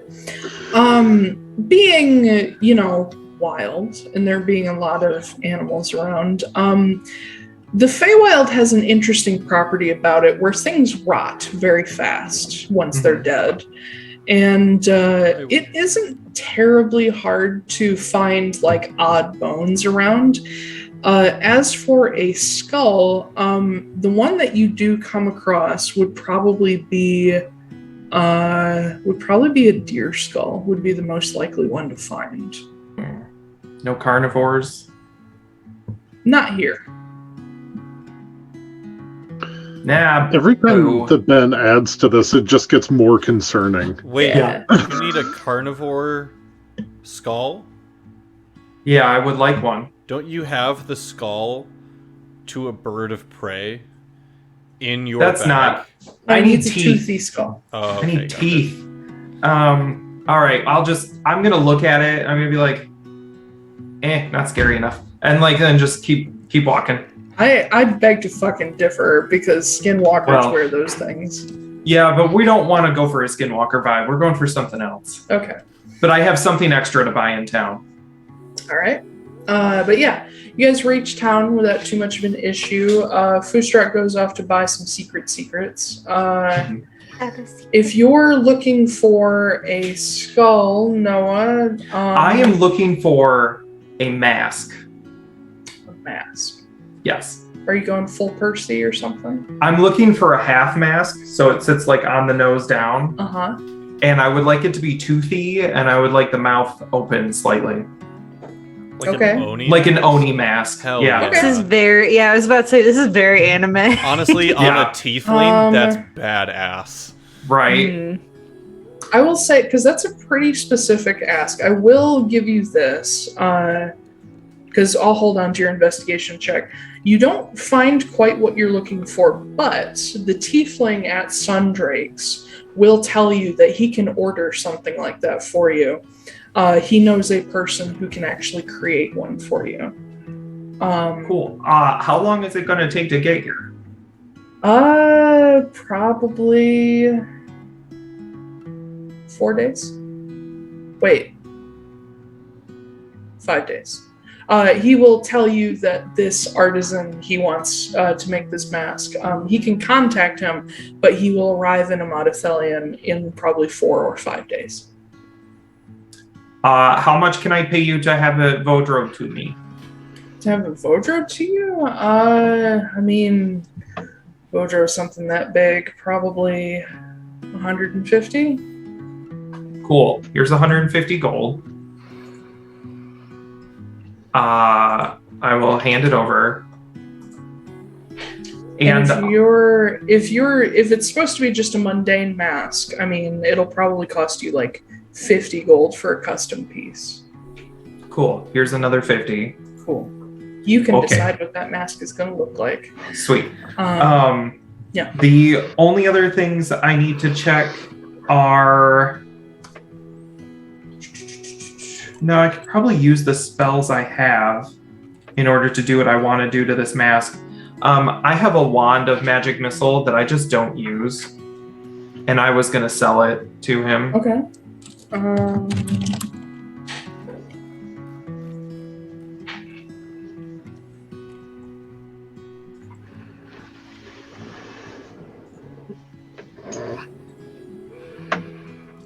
He will be able to pay you. He'll be able to give you back the money you just spent. All 200? Yep. Okay. Because I think I remember how much you paid for it. Yeah. So we can get rid of the wand of magic missiles. And then I feel like there was something else I wanted to sell. Let me see. Everybody else be thinking about your shopping lists too. Yeah, I apologize. I am... Huh. Oh, I have this complicated lock cylinder. Would he purchase that from me? Oh, the one from the vault? Yeah. Yeah. He would, being that it's a 4-pronged lock, it's what I like to refer to as a labyrinthine lock. He would be able to pay you...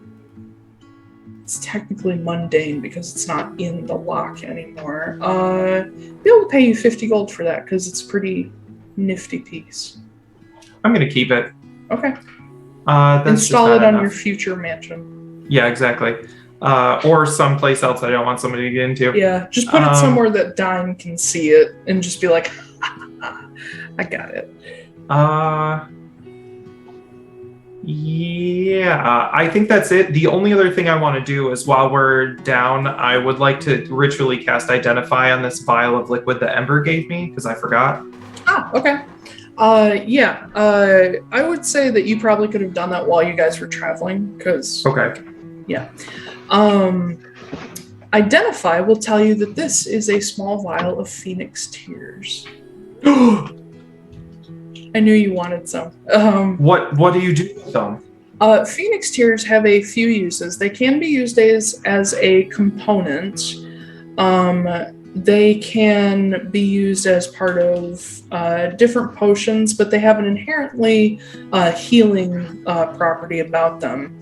That they can, a single drop can cure poison or pretty much most diseases. Like, not like, it's not going to cure cancer, but it will cure you of like some more basic diseases. A single drop can also act as a basic healing potion. Wow. Your vial probably has like, I don't know, like I don't know how many drops are in like a half ounce, but yeah. I mean, I can do that math. Go for it. Yeah, I think, hold on, let me double check. There are 295 drops in a half ounce. Okay, there's not that much. I would probably say there's like 10 drops. Okay, all right. It's not like a big vial. It's like those really tiny bottles. It's like half a dram. Yeah, it's like really little.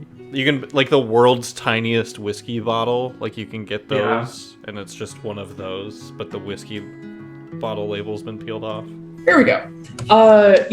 Drop can act as a healing potion, can heal poisons and basic diseases, is a cure for basilisk venom and petrification, and while it will not bring back lost limbs, it can heal them over instantly. I have something else that I'm going to use this for that's much cooler.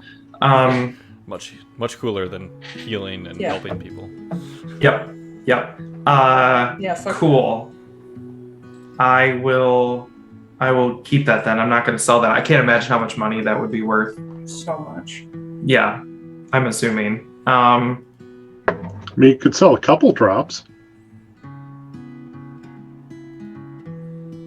I don't know how many I'll need for my project though, so we'll see. We'll see. Okay, then that's all I wanted to do. Didn't you mention something sure. about the frost breath? Oh yeah, I wanted to see if they had any of the frost dragon crystals or whatever. Go ahead and make me an investigation check. Guidance. What's 16 plus 8? 24? Yes. Looking around, you're not going to find distilled breath or crystals, but what you can find, something else that actually works, is scales. Oh, yes. And you will find the scales of an ice-breathing dragon at Sundrake's, because of course he has them, available to you for 100 gold each. And you need 1 scale per potion? Yes. I'm going to go ahead and buy 3. I'm pretty sure that's probably all he has. Yeah, I'll buy all 3. Oh my god, I have such a list of things that I need to do.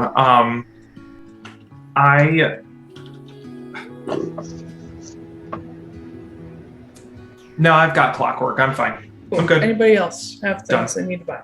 Yes. Yeah. I need 10 gold more worth of incense.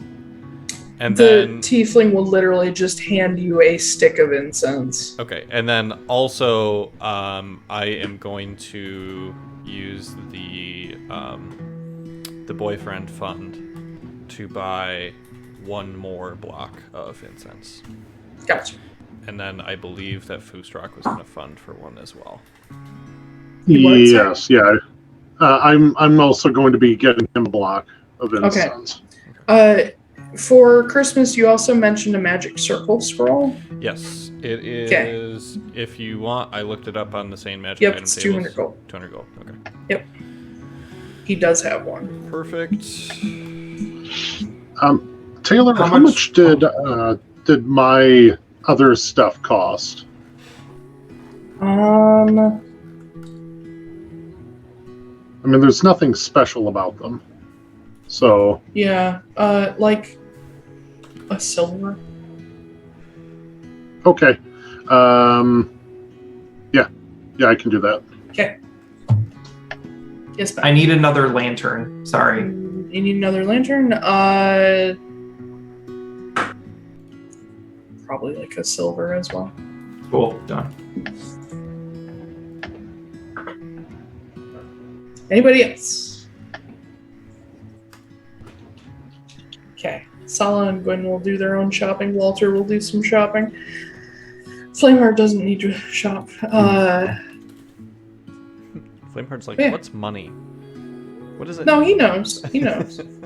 I actually need Flameheart's assistance on something, so. Okay. But once the mask arrives. Yeah. Stretchies. You guys eventually get all your stuff and head to the break. Arriving there and floating down to the ledge with Sala and Christmas. I completely forgot something that I said I was going to do on the way here and then got distracted by trying to stroke Ash's ego. With Marin. Bringing up the Marin and Silo stuff, yeah. I thought that'd be fun for both you and Magda. Anyway, before I get distracted again... It was just nice. I was going to use... That is exactly what it was nice. Which, again, as we've specified, does not always mean good.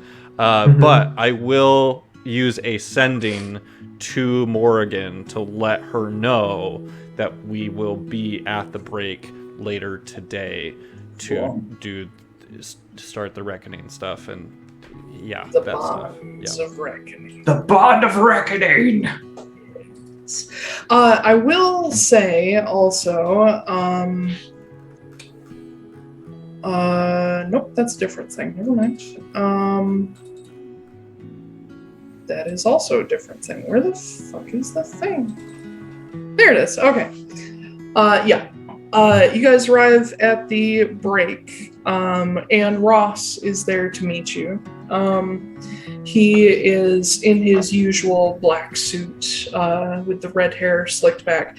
But you notice something's a teeny tiny bit different about him. He is taller and less pale than before. But he greets you at the entrance.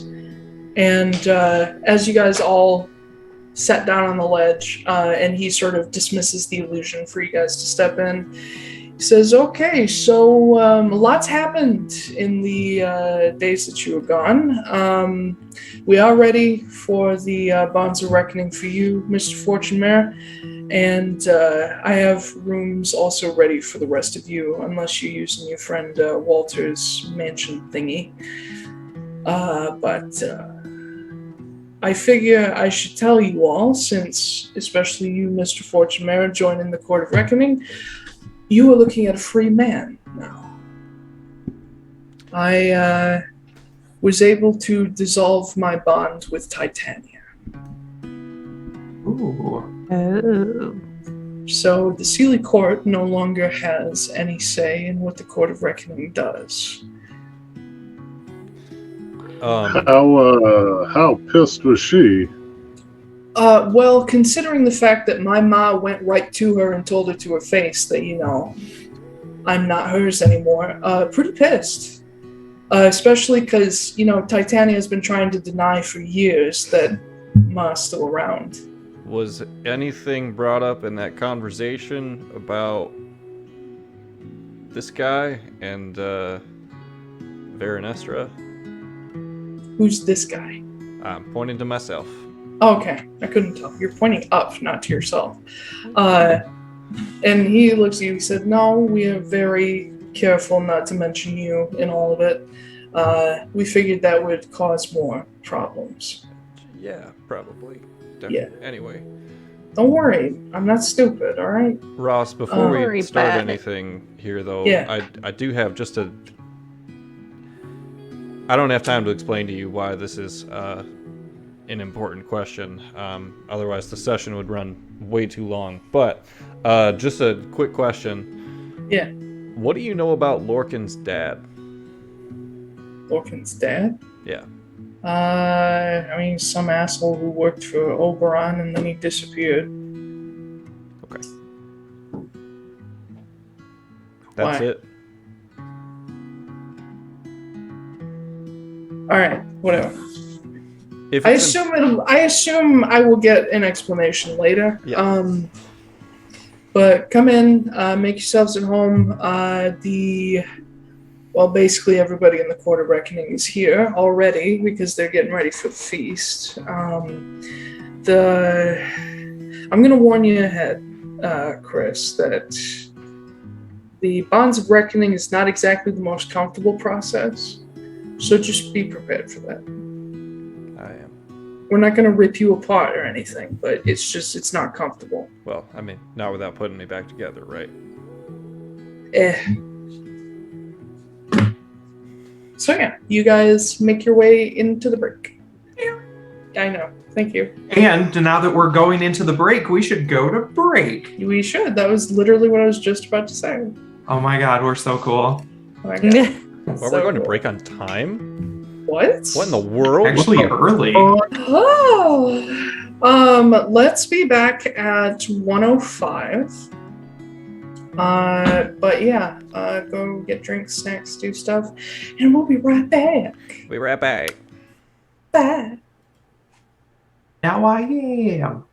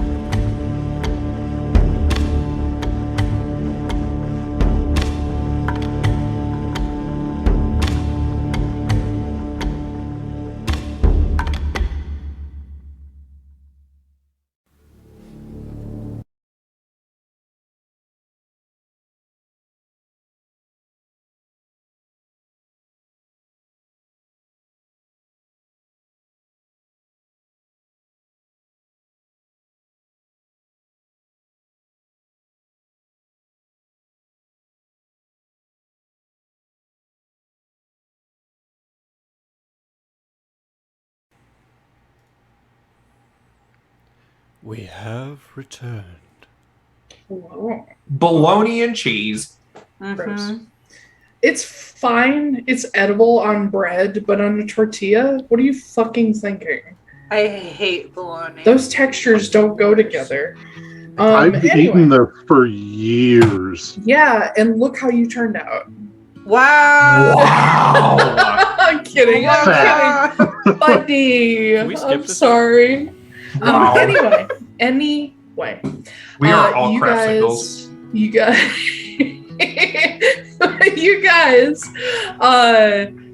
you are in the break, chilling out after your journey and your shopping trip.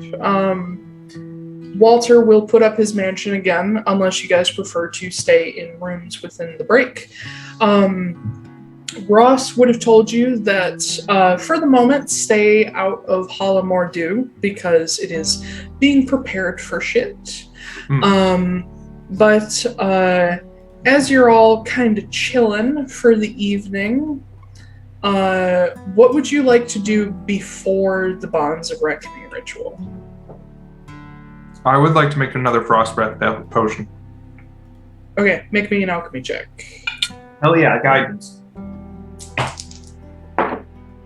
The universal symbol. What's 16 plus 13? 29. Yeah. As soon as I think I might have advantage on those two. It doesn't matter.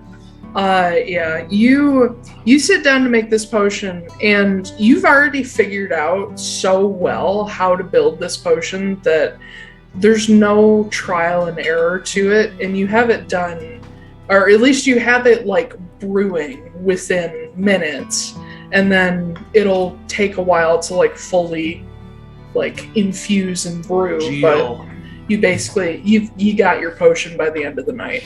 Sweet. Thank you. You're welcome. Anybody else?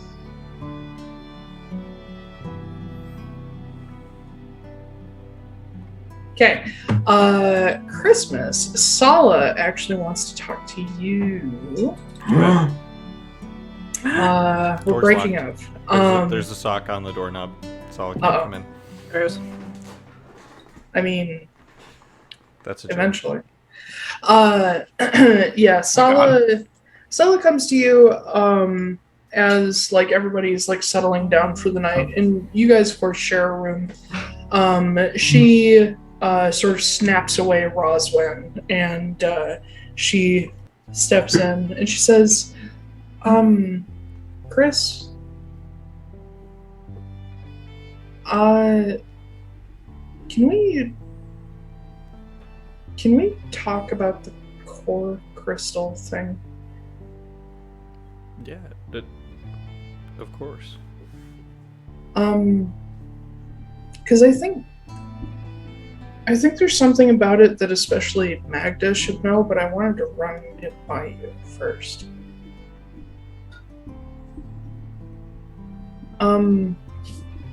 And she walks over and sits on the edge of the bed. And you see her like brushing her hair aside and thinking over sort of the experience. And she says, I mean, obviously I didn't know what was going to happen. But something happened that I don't think I ever would have expected, especially 300 years after the whole collective thing. I know exactly what happened. Shut up. Mute yourself, goddammit. I don't know. I interrupt all of Noah's really emotional conversation, so I'm cool with it. Yeah, goddammit. Stop it. But she says, I thought at the time that if Magda sent me after it, that it was, you know, at least safe to touch, like it wasn't going to explode on me or anything. But when I got close to Kit right before he disappeared, before I even touched the core, I think I heard a voice. It was like this deep, like grating sound, like grinding stone almost. But it was also kind of sweet.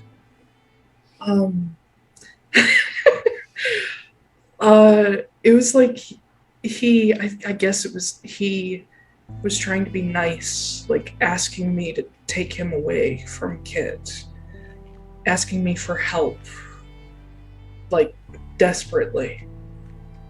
And I should have stopped right there, but I couldn't. Something compelled me to take hold of the core before I could stop myself. And then once I had it, everything felt okay. Like, fine, like good, even. And when I turned and heard your voice right after that, for the first time since we found each other again, I felt happy and nothing else. No fear of everything after us or the unknown. No worry about the future or the people I love. I felt confident with this thing in my hands, like I could take care of any problem. And when we went back in, I was really sure of myself, like I was certain I'd done the right thing and that you and the others were going to be proud of me. But then the moment you all suggested that I hand over the core, I felt that fear come back. Like if I let go, it would be misused and I would lose any power to solve my problems. And worst of all, the collective would have it. And that wasn't my own thought. I realize that now. Somehow, the collective getting a hold of the core felt like the worst possible outcome, and I can't explain why. When Kenna tried to take it, I felt this like surge of fear, unlike any I've had since Tristan came hunting for me after you disappeared. So I did the only thing I knew how to do. I tried to run. And when Magda and Noah attacked me, I felt like I was being betrayed. And all of my emotions were so heightened and overwhelming. And I believed for a moment that everyone I loved hated me and wanted me dead because of the core. By the time I slipped away from them, my instincts to fly kicked in so hard that I was ready to disappear and never come back. But then I saw you. And I remembered that my family didn't want to hurt me. They were trying to help me. And this thing, it was doing something horrible to me. I could barely think outside of just trying to get to you. And I don't say this to hurt you further because I know you're struggling with this. When you drew the ace, I think my mind broke for a second. It sort of split in two. On one hand, I felt clarity and relief, and on the other hand, I felt this horrible guilt that I made you do that to me. But then the fire hit me, and I just felt relief and just shut down. And I think I would have passed out anyway, honestly. It was just too much. And in that moment when I was unconscious, I heard the voice again. And he was yelling at me, berating me for being useless, fragile, helpless. And I woke up feeling exactly that, not to mention stupid. And then I saw you, and the voice went away, and I felt safe. But I just thought you should know about that, because visions and people talking to us and all of that is usually not a good thing unless it's somebody we already know. And I'm really scared at who I think it was, because I don't know that much about the staves, but I do know who's associated with them. And it wasn't Sav's voice, and it wasn't a voice I knew. But yeah, I haven't heard it since.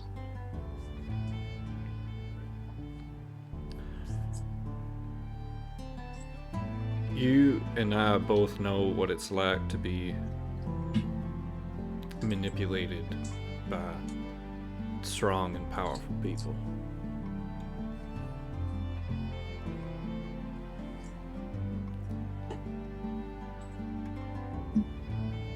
You know, I'm not gonna pretend like I know everything about the staves either, but I also have a sneaking suspicion as to whose voice it was that you were hearing. And part of me every day asks, why in the world did I let myself get so caught up in all of this? You know, why can't I just live a regular life and just be ignorant of all of this? They say ignorance is bliss, and boy, I sure bet it fucking is.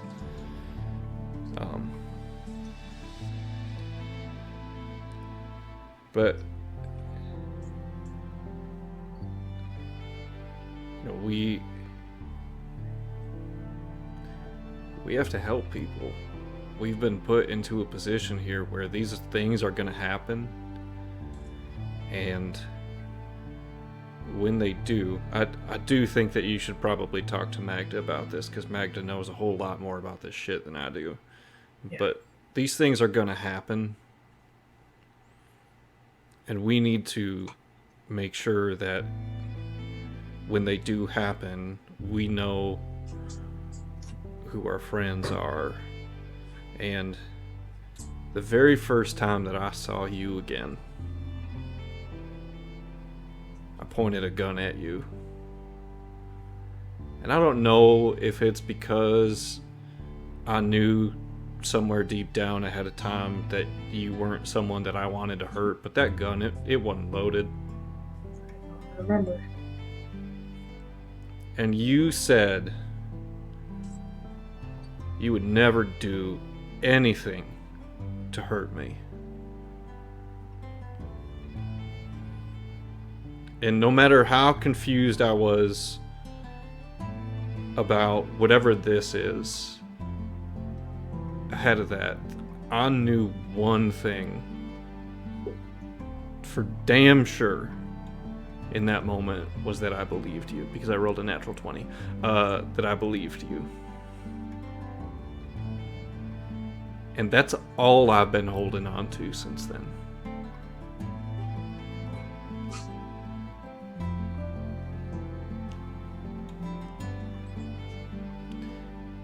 And based on what you're telling me,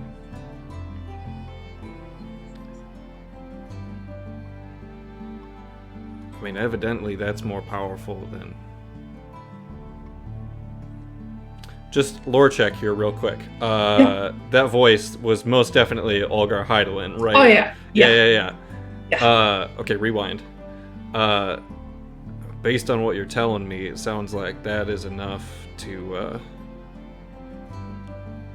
beat even just for a moment something as powerful as Olgar Heidelin. And Sophie Veneer did it. Yeah, well, if it is, then a normal life be damned. We have everything that we need to help whoever we need to help. Like I said, if you're not here at the end of all this, it's not worth it.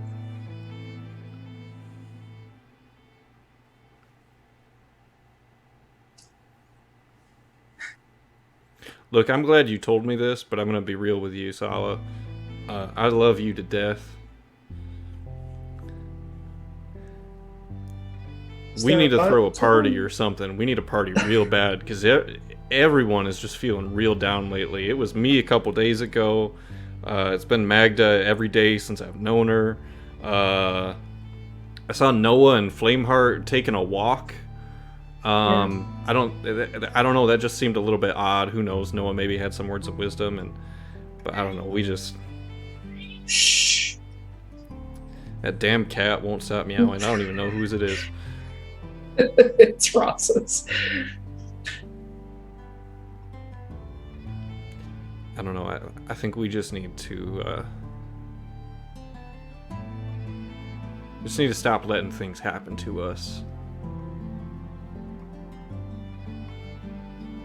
Well, I mean, God damn it, Titan! Jesus Christ, get out of here. That's why I'm doing this, by the way. This isn't. I mean, I love this place. I love the Feywild. I think it's more my home than Atlaran is at this point. Yeah. But I'm not doing this because I want a new boss. I'm not doing this because I want the power that it may give me. I'm just doing this because these people seem like they're trying to help and do the right thing. And that's who I want to be working with.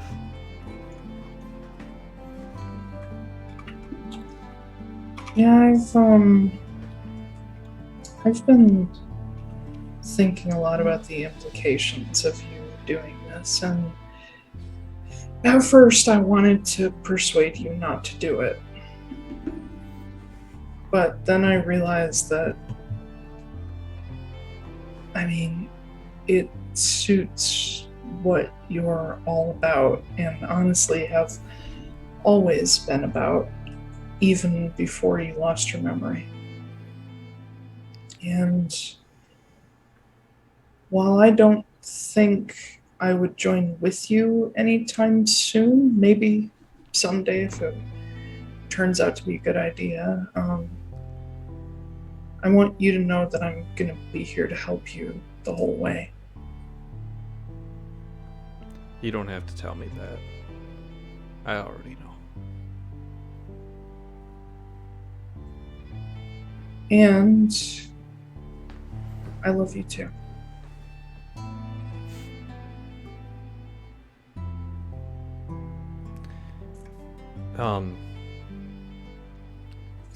I bought an extra block of incense. Yeah. And I'm not entirely sure what to do with it, because it seems like there's more pressing things that it could be used for, and I don't want to.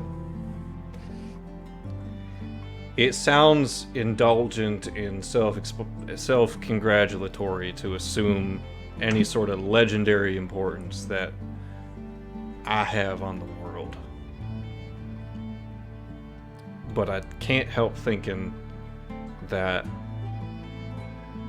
I could use the spell on myself. Learn what happened to me, how I lost my memory, learn things that maybe I shouldn't know. If I'm being completely honest with you, ever since I learned that someone wiped my memory,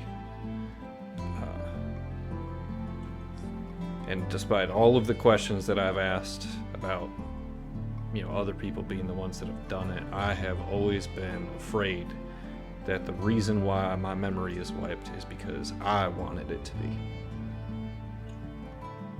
Can I offer you a theory? Because I actually just talked to Morrigan. Sure.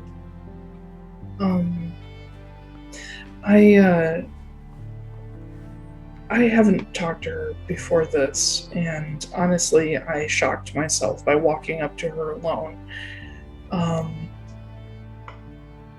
But I asked her what the terms of joining the Court of Reckoning were, because I wanted to know what you were getting yourself into.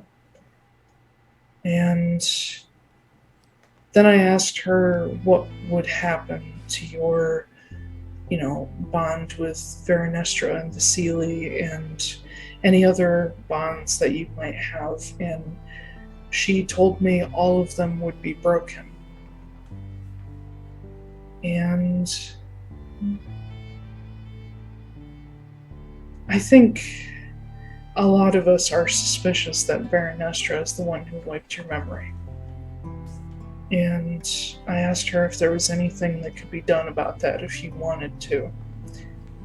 And from what I know from Noah, you have a spell on you that's changed your memory. And Morrigan said that that spell might break in the course of the ritual.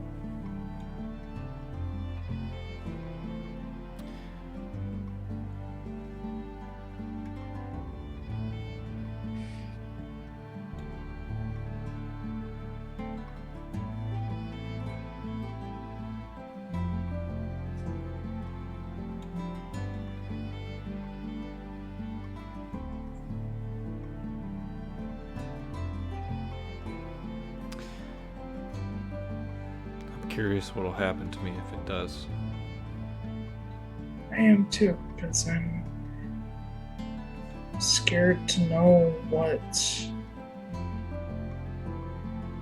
you'll remember that I don't know. What happened to you that day?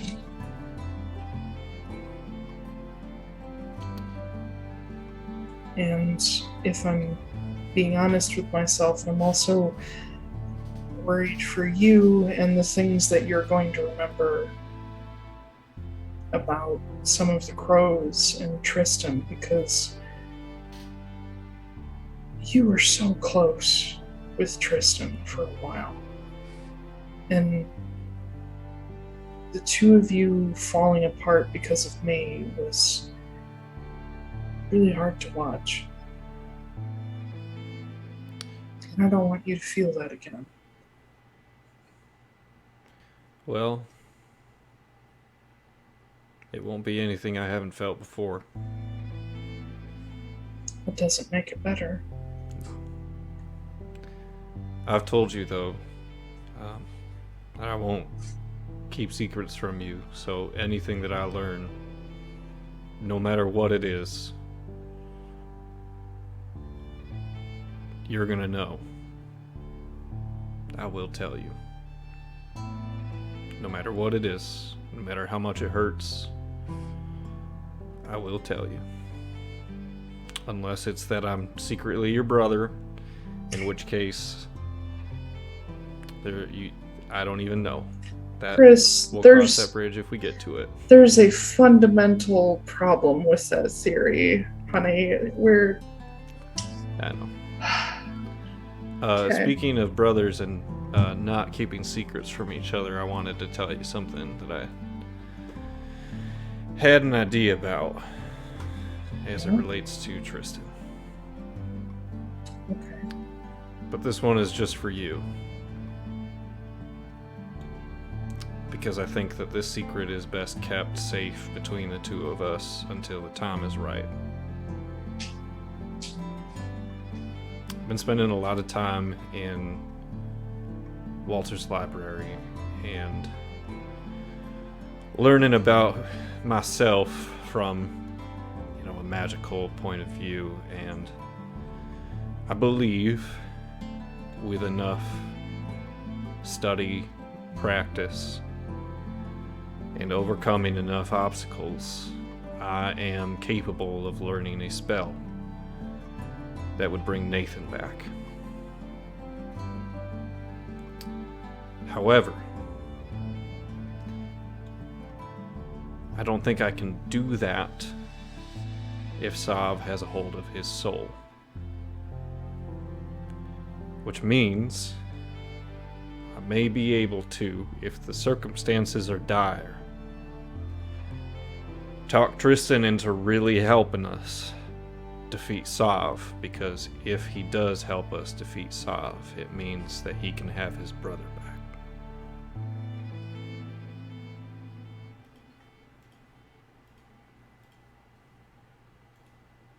I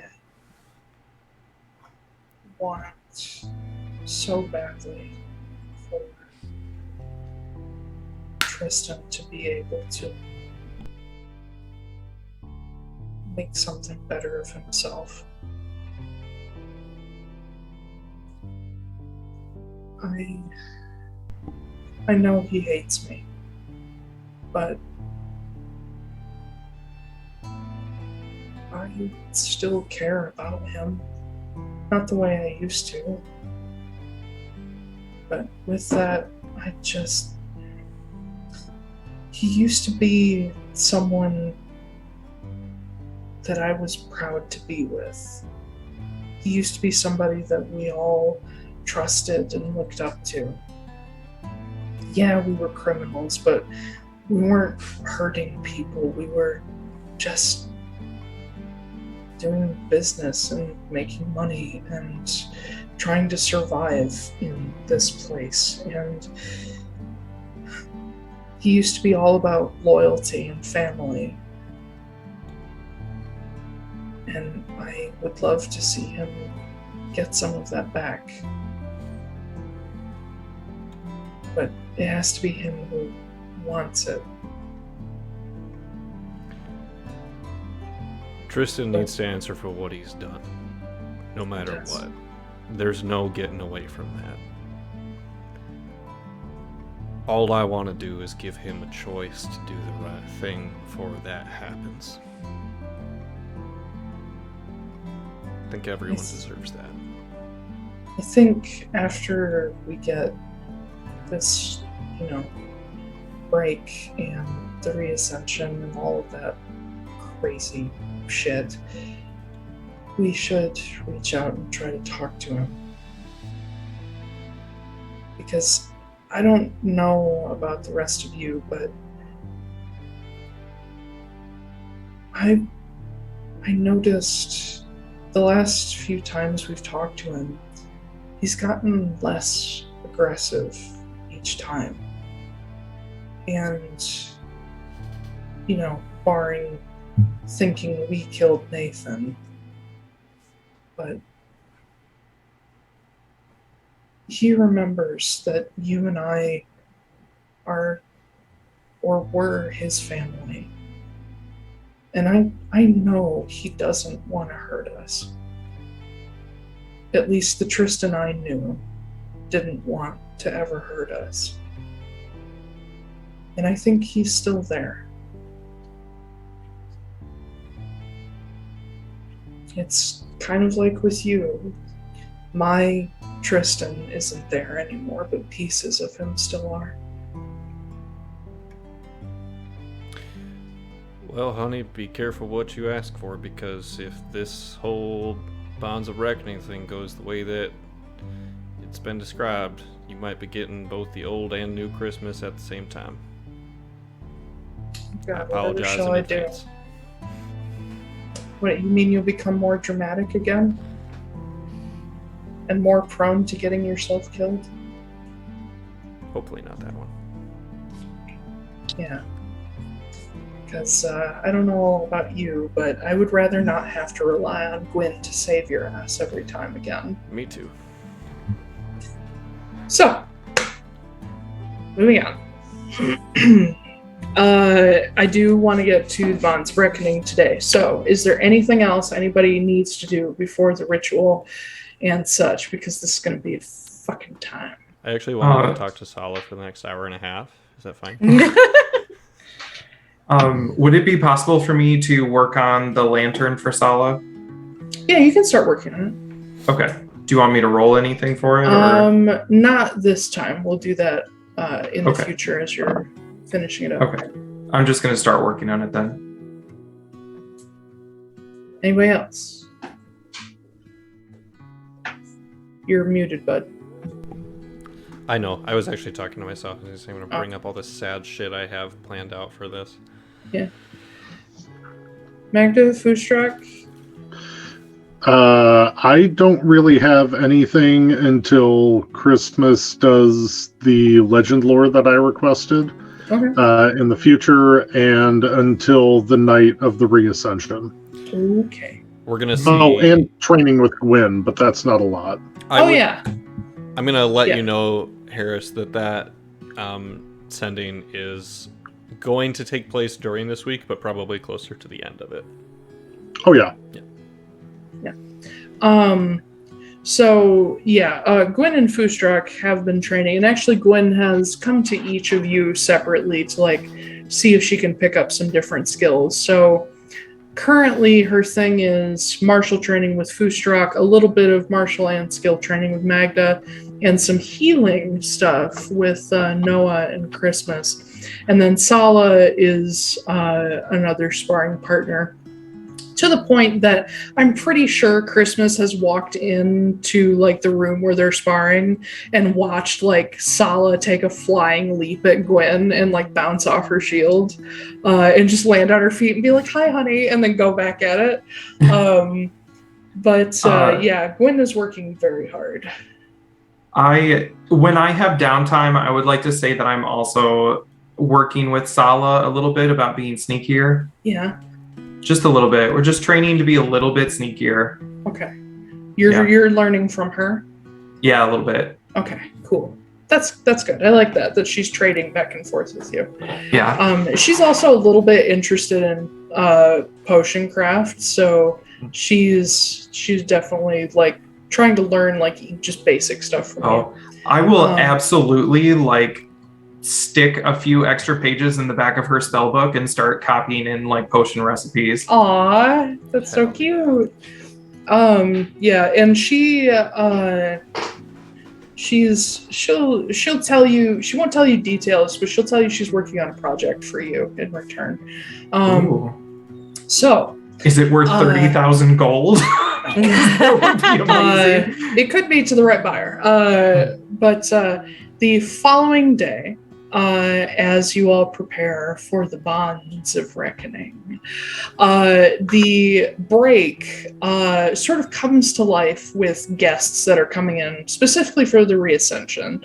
I'm the shitty local artist that opens up for a really famous band. Just basically what it is. Yeah. Oh my God. Half the audience is there to watch, and they're just oh, this guy just happens to be here.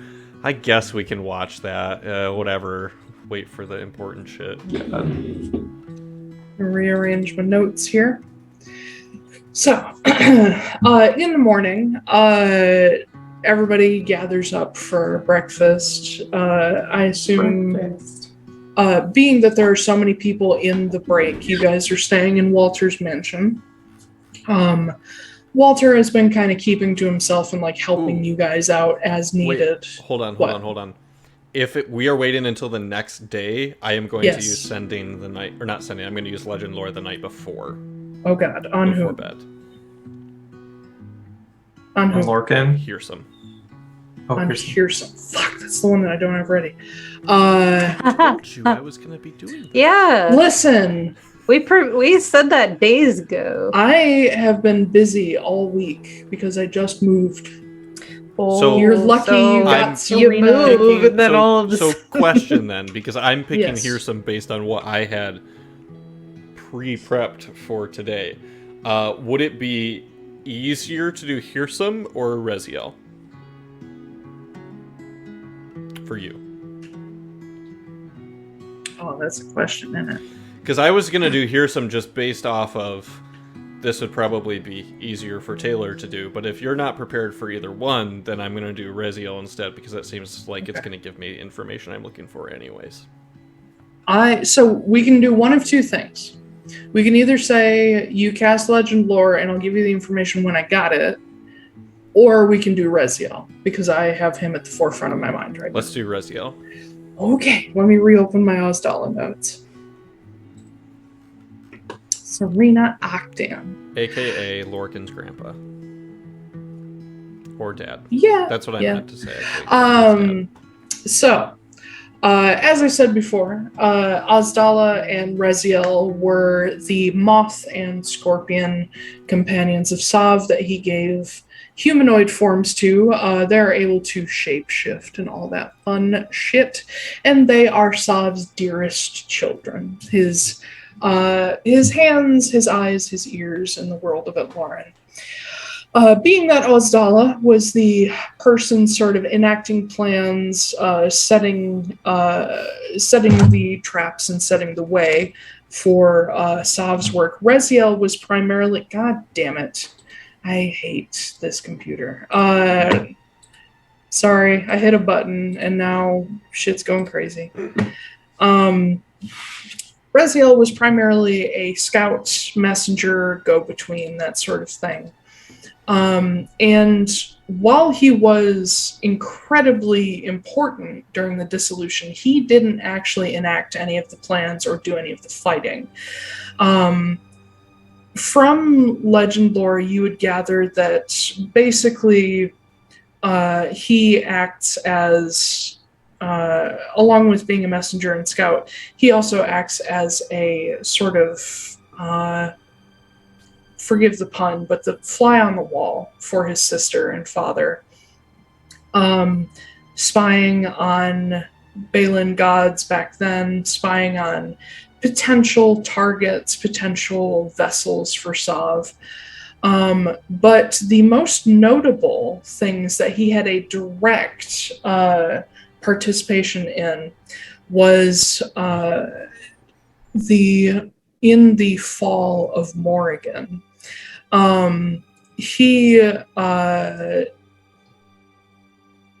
Basically Ozdala and Baelor were working together to sort of unify the Fomorians in an effort to strike down Morrigan, which was successful. And the reason that it was so successful was that Reziel was able to start turning some of the what could be considered the former Court of Reckoning, turning it against Morrigan. It was not known as the Court of Reckoning back then, but basically playing on everybody's fears and insecurities and causing them to leave Morrigan's side or turn against her. And he was sort of whispering in ears, supporting these doubts.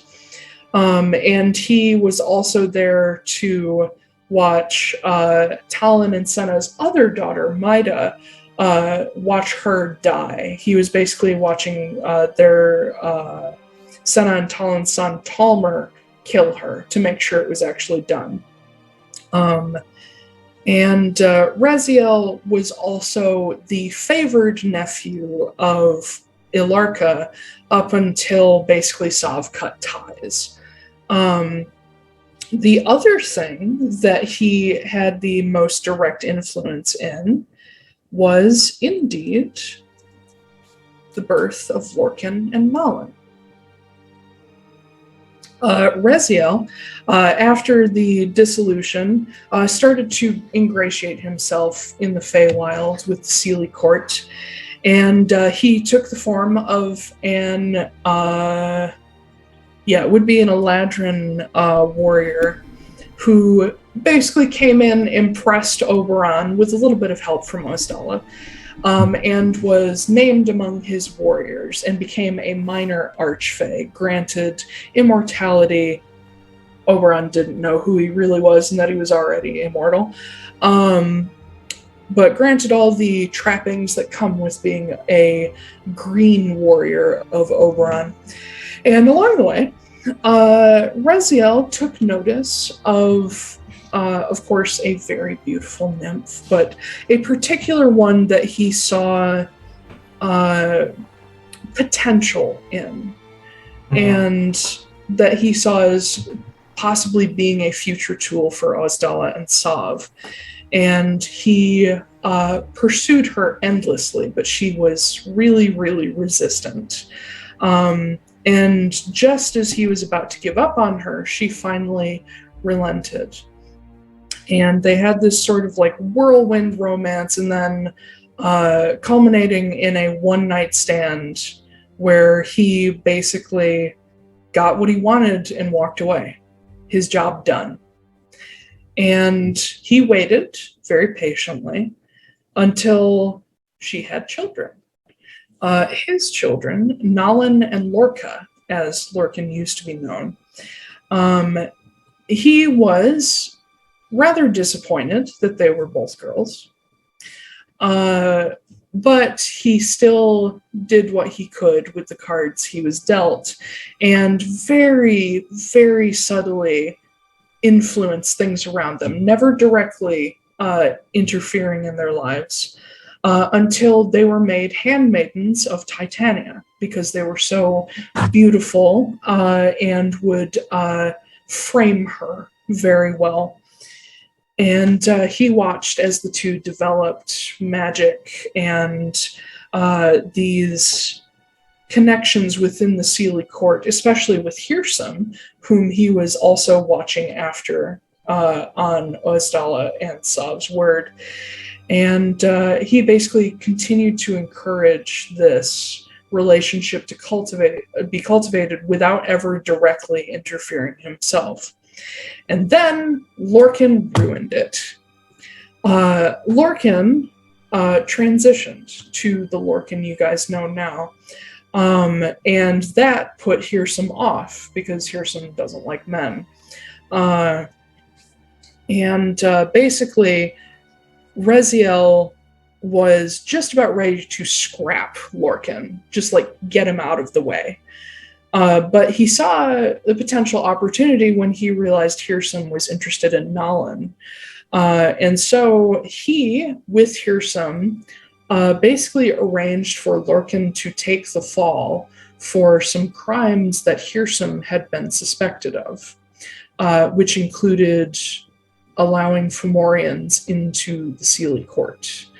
And so basically to keep Hirsum on his side, Raziel slowly pushed Nalin toward him and started pulling Lorcan away, using basically anything at his disposal, but especially inciting some bad luck for Lorcan and sending Fomorians after him all the time, until Lorcan was kicked out of the Sealy court, found guilty of crimes that Hirsum had actually committed.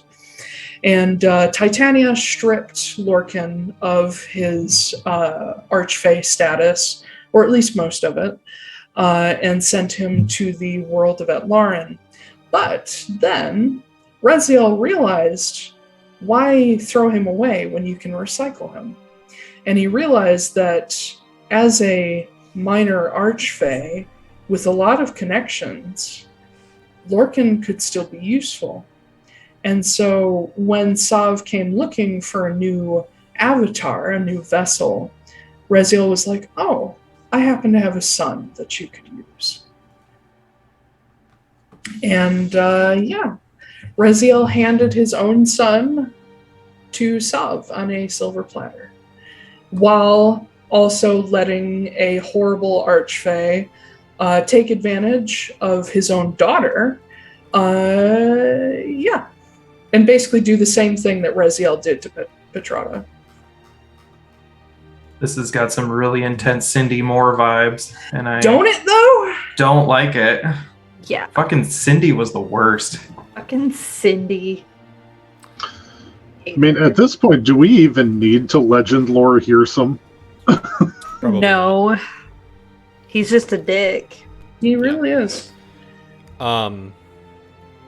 Wonderful. I tell everyone this. Oh boy. Yeah. And also, to be clear, the moth thing, Lorcan's thing has always been the Luna moth. That is not a Sov thing. Reziel's thing, Is it the death moth or whatever? The Death's Head Moth? Yeah. Reziel's thing is an Atlas moth. Hmm. Excuse me while I Google that. Chunky. It's orange and white. It's huge. It's a big boy. Ooh, those are beautiful. Yeah. Well, Ooh. I see the end game now. Don't Yeah. Kill Sov's kids. And then Sov. And then Sov. If we can.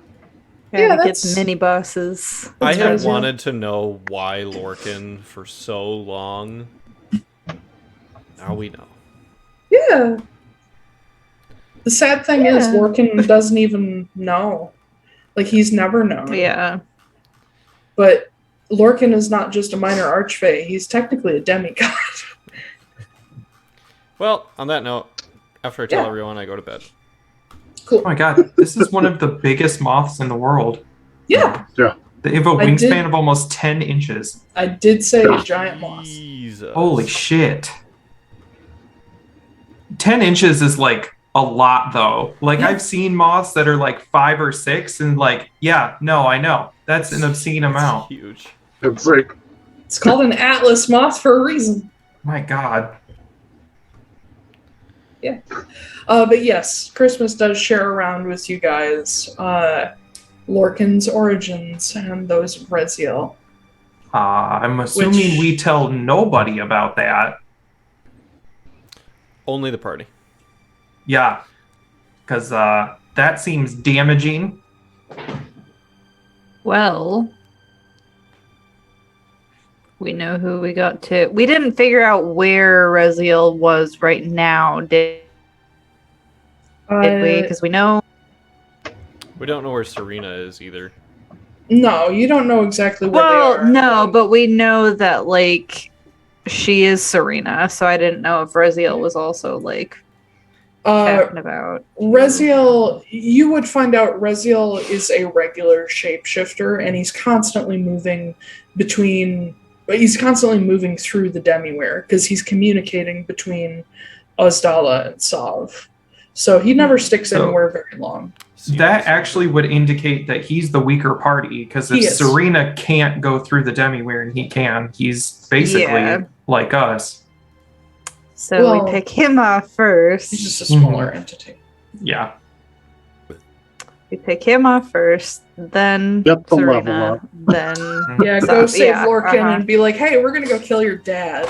Let me add electric bug zapper, arcane bug zapper to my list of things to make. Yeah, come on. Electric Get fly some swatter. magic mosquito spray going. That's what we Yeah. really Yeah. Let's commit some patricide. Let's do Mhm. it. Patricide via incesticide. No. we could just Oh, tell yeah. Lorcan Insecticide. after You we say kill him. Insecticide, not incesticide. Man, if we had incesticide, the sounds would be very different. Insecticide is what I meant to My say. god. Whoops. Anyway. Yes. But the next day, My brain is gonna. as you guys are preparing for the Bonds of Reckoning, you've basically been told you don't really need to do that much, that Morrigan is taking care of most of it. But let me grab the actual note. I apologize for the notes that you're gonna have to type up for this session, which is just Yeah. lore. I mean, most of it except for Reziel is already written, so Well, there's that at least. Does this take place in the morning or does this take place later at night? up to you guys. Oh, okay. Because I just want to know if I have time to work on more stuff or if this like happens right away. I think... Do your shit. Do it later in the day. Do your shit. Okay. Anyway, I totally forgot that I wanted to do this, but I wanted to go find Nolin because fucking Lorcan told me to in my funky ass dream. Yeah. And you said it was close by. Yep. So Well, it's I don't not close, but it's within a remember day. the whole plot point from last time, right? Where we were going to talk to nymphs and dryads about finding that specific place and getting led there, right? No. Okay. You really I need to take remembered- notes. I do take notes. Not enough, apparently. Oh my Oh. god. I'm sorry. I have a lot going on in my life. Just take notes while we're playing. I'm going to then that mask hasn't shown up, right? Since No. time is wonky. No. Okay. Then I'm gonna keep working on that lantern of revealing. Okay. Yes. Let's move on to the Court of Reckoning stuff so I can actually get to it, because I realized with how much we've done today, we're not going to get to the super, like, fun combat thing I had planned until next session, so I apologize. Boo. I'm sorry, but I promise it'll happen Let's next just do session. combat first. No, we can't, because it has to take place after the... I'm pretty sure that I have 0 lore dumps after the Court of Reckoning stuff. Anyway. Oh, do you? Anyway. Stop it. As you guys, shut up. As you guys get together for the Court of Reckoning stuff, you are met at the doors to the entry of Hollamore Dew by Ross, as well as a small group of different fey creatures and people, who some of them you've seen before meeting with Morrigan. And it looks like several of them are there to just kind of see who Christmas is. But as you guys are walking up, Sala has hold of Christmas's arm. She's worried about you today. But Ross steps up in front of you all and says, "All right, mortals, we ready to do this? Ready as we're gonna be." Sure. He is. I'm just mostly watching. Yep, I'm here. Chris? I'm ready. Doesn't sound very confident. I'm ready? What do you... I mean... That's All right. less confident. Yeah, he turns and pushes the doors open, and you see that instead of the garden or the office that you've seen before, the doors open up into this gorgeous meadow that is partly surrounded by this stream that like bends around it.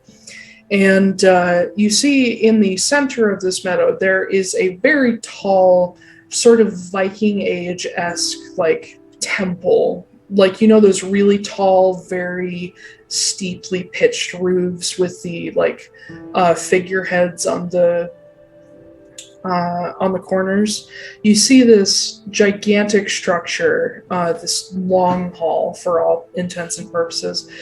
And you see that perched on each of these sort of figureheads are crows, but they're real crows. They're not just made of wood. It's just people in green bandanas just perched on top of these poles. Toads. And you see that gathered outside of this temple-looking structure are even more people. A very wide variety of, you know, fae, mortals, Eladrin, Fomorians, a few people that are probably former or current crows. And you see that the doors at the front are slowly being opened, these 2-story tall doors that are set with carved reliefs of different stories from Morrigan's past. But most noticeable across this sort of temple-looking hall and these doors is the recurring image of the Triskell. And you do see, as you arrive, that perched on one of these like figureheads is not a crow, but a phoenix. Ethvara, in fact, is here. And you're sort of ushered forward by these strangers and Ross. And the crowd around the doors, they're like getting ready to go in, but they turn and look back and they all sort of part for Christmas and Ross to step through. You can see that everybody here definitely knows who Ross is, and they've got a good idea of who you are.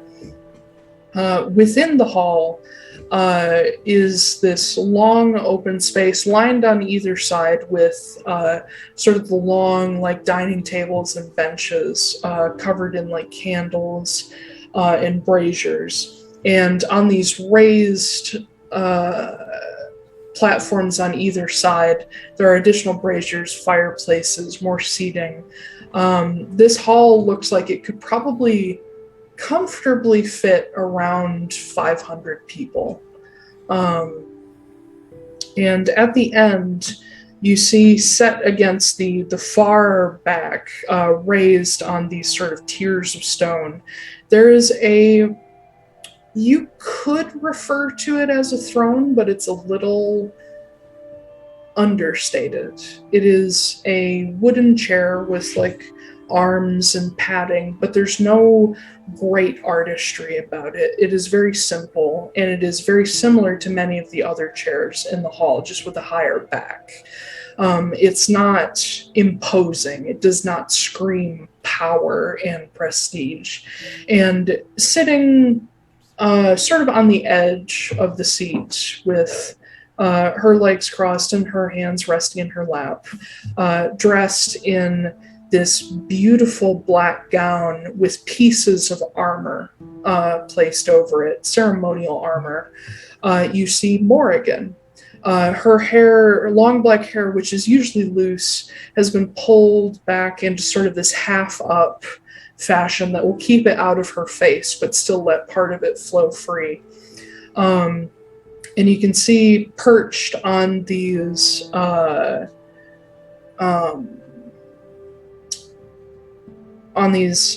what are they called on a chair? Like on a bed, they're called bed knobs. The like things at the end of the posts. Oh yeah. Mm-hmm. But these post toppers on either side. There's a pair of twin crows sitting on either side of her that are like huge, like to the point where you almost think they're ravens. And as you enter the hall with Ross, Morrigan looks up and smiles to see you all. And she rises from her seat. And you can see that while she is still fairly simple and kind of almost diminutive at this point, she has started to get a little taller and get a little more color back to her. Like you can see it coming back, this power that is about to return to her. And she steps down these stone stairs to come and meet you, and she reaches out and takes you by the shoulders, Christmas, and she leans in and actually kisses your forehead. And she says, "Well, Mr. Fortunemaer, I hope you're ready for all of this. No last minute change in your mind?" No, just... Can you just let me know before the old bond breaks? There's something that I'm going to need to do before it's gone. Well, if there is something you need to do, you should do it now, because once we start, we can't stop. Okay. I'm going to send a message to Verenestra. Yeah. I am going to use... Let's see what I got. You're gonna break up with her over a text, Yeah. you little Haven't turd. used They were already broken up for years. It's a new spell. It's a new day, so I've got all my spell slots. So I'm going to burn Yes. 3 third-level spell slots. Okay. And I'm going to say, while I'm casting this, you're about to be furious, but no, I am not doing this out of hate. You've kept secrets from me. I don't resent you for that. That's not what this is about. Because I also know all you've done for me. I love this place and everything in it. That includes you. I'm doing this to fight for the Feywild, for its people, for you. Hopefully someday we can walk through our garden again as friends. Before she can respond, I cut the spell. Okay. Are you able to do that? I didn't know you I'm could gonna do let it something. happen. I'm gonna let it happen. Fucking love it. It's great. I have her response anyway. That'll come later. So after you send that off, of course you don't get a response.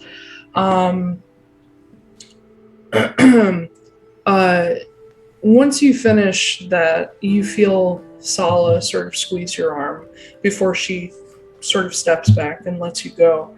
As the rest of the Fae and the people who are attending step in, and you see Morrigan start greeting everyone, and she knows each person by name.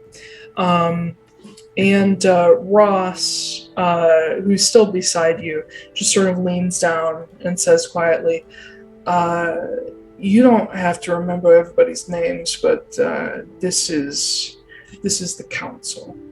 These are Morrigan's Ma's advisors. I steal a glance over at Effie Mm-hmm. on Foostrak's belt. Yeah. Anything happen? Oh yeah. You guys will have seen that her arm has blackened up to the shoulder over this time, but you actually get to see it in real time as one of her legs blackens up about halfway.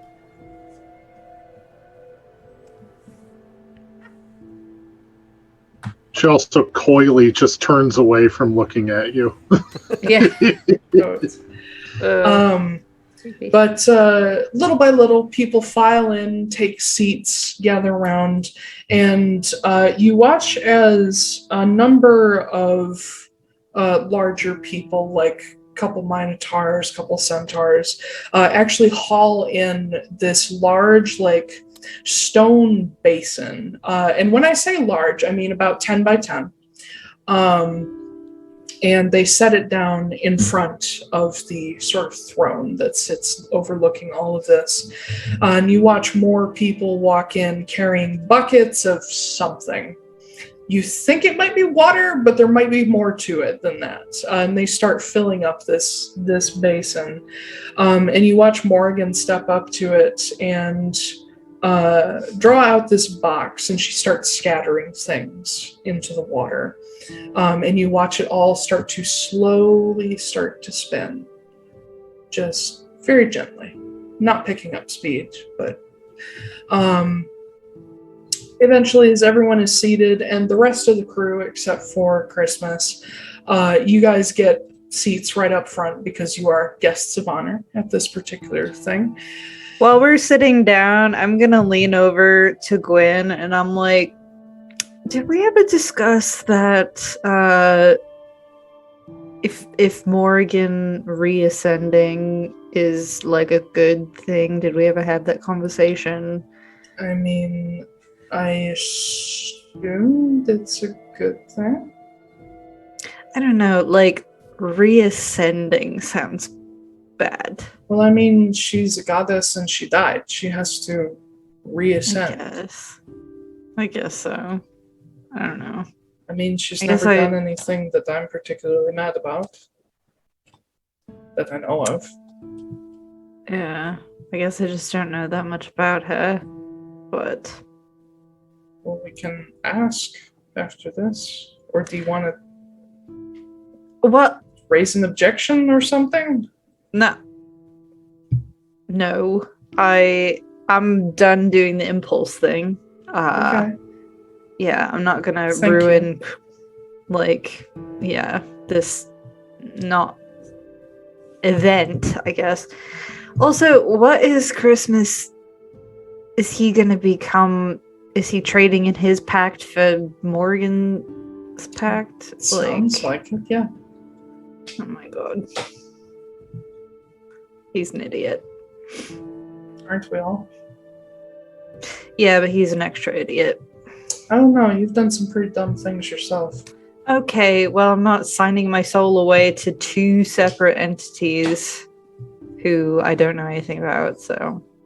Well, Christmas is doing it one at a time, so there is that. Anyway... That's all. I'm just, you know what? I'm doing that. If I have a problem with something, I bring it up to you to see if I'm being crazy or not first. I don't think you're crazy for being concerned, but I also think that this is what Chris needs to do.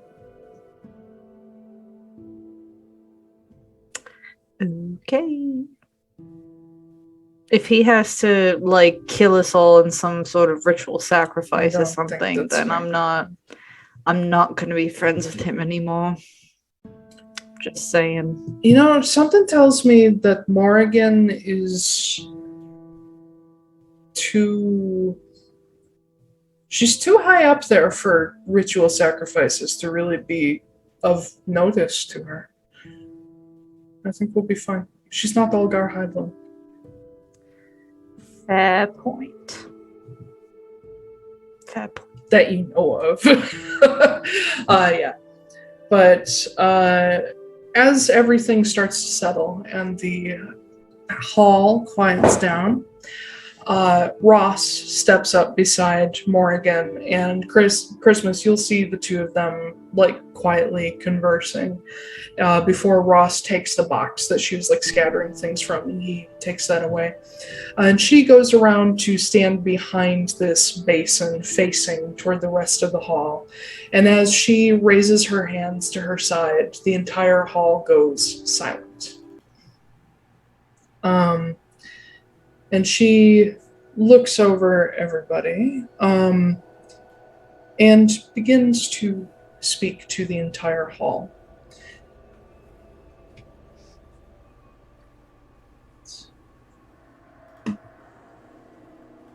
Actually, hold on. She's going to do one other thing first.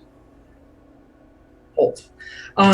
First, before that, she is going to pull Christmas up front with her and speak to you one-on-one. Mm-hmm.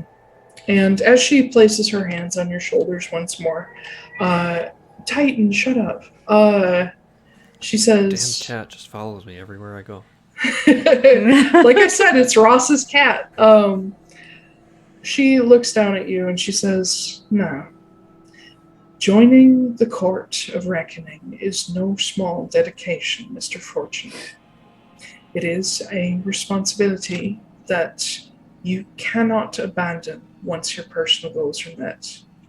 Not that I think you would. But if you should choose to go forth under the banner of my court, you will remain empowered, but also beholden to it for 10 years. When your contract is complete, you are of course welcome to go on about a normal life or return to the court once more. If you should, and this is all things that you should know ahead of time, I want to make sure you're informed. If you should die during your service to the Reckoning, or remain our friend to the end of your days, even outside official service, I can promise you a place within Hollamore, and your most beloved ones would be welcome to join you. And I assure you, Hollamore is far, far greater than what you've seen thus far." And she gestures to the hall around her and says, "After all, this is the true hall within Hollamordu. This is Dune 5, and there is much, much more to be seen beyond this. This place is a reflection of the Feywild, where my greatest warriors of the blade and the pen take their rest, and it is where I gather my council, made up of people from all walks. This is the heart of the reckoning, to say the very least, where my darling boy was born, where I once spent days, weeks, months even with my beloved Senna and her beautiful family. It is to me what your garden is to you. It is what your Sala is to you. And if you would help me protect this and the Feywild and do good in these broken worlds, I would be most humbled. All of that doom and gloom aside, Christmas Fortunemaer, because I believe that is your truest name, I would like to begin welcoming you to the Court of Reckoning. By your leave, shall we get started? Only 10 years? 10 at a time. We can start. She sort of takes you to her side, but keeps you up there with her. Are you okay? What's up? There's a kitty behind you. Oh, kitty, yeah. How about? Oh. Yeah, I put his cat tree there just very specifically. Nobody on stream's gonna be able to see him, but you guys can. They can see everything but his face. Cool. But she faces the council and all of the guests, and she says, "Welcome everyone back to Hollamordu and Dune 5. We are here today to welcome a new member to our number, somebody that I have quite a bit of confidence in, someone that I think will be able to help us make a difference beyond the Feywild, which we all roam. I would like to start by telling a bit of a story to catch everyone up, because some of you haven't been here as long as others, and some of you are brand new friends and guests," and she looks at the crew and smiles to you all. And she begins by saying, "I was there when the Monomaric came to the world of Atlaran, before the world even had its name. I watched new people emerge, terrified and intrigued, and I saw the people that already called the world home look on with similar trepidation.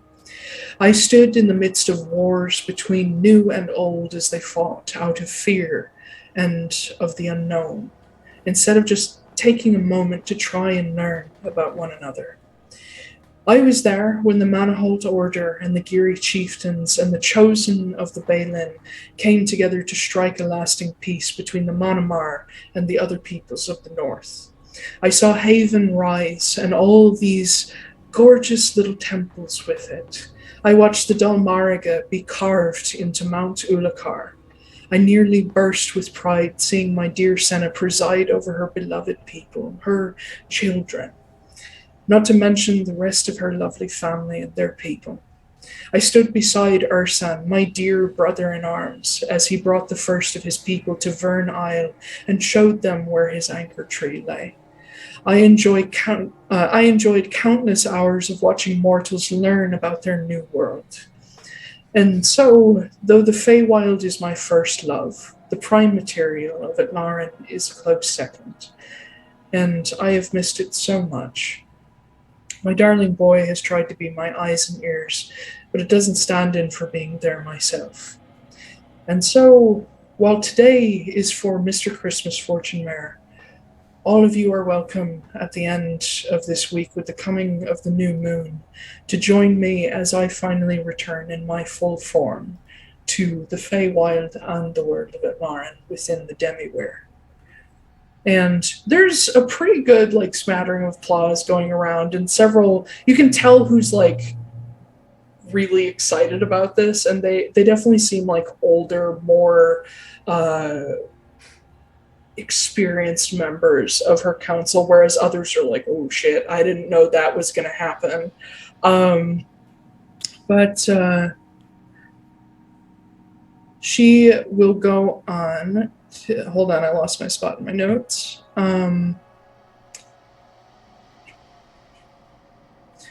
She says, "My dear Talon was gracious enough, even in his grief back when Senna was taken from him, to give me a chance to move my home and my work within the bounds of the Demiweir before it closed, so that I could still stay in my beloved Feywild and access the prime material despite my weakened state after falling to Baelor. And when the Demiweir was about to close for good, I promised him that when I re-emerged from healing, that I would look after the Baelin's beloved mortal children myself. Thus, my court of reckoning was born with the Demiweir, and any who shared its ideals were welcomed and still are. Fey, Fomorian, demon, angel, monster, and mortal. If you love these worlds and want to fight for them and see them heal and grow, you are exactly what the Reckoning is all about. After all, the Reckoning is not revenge or retaliation. It is demolition and restoration.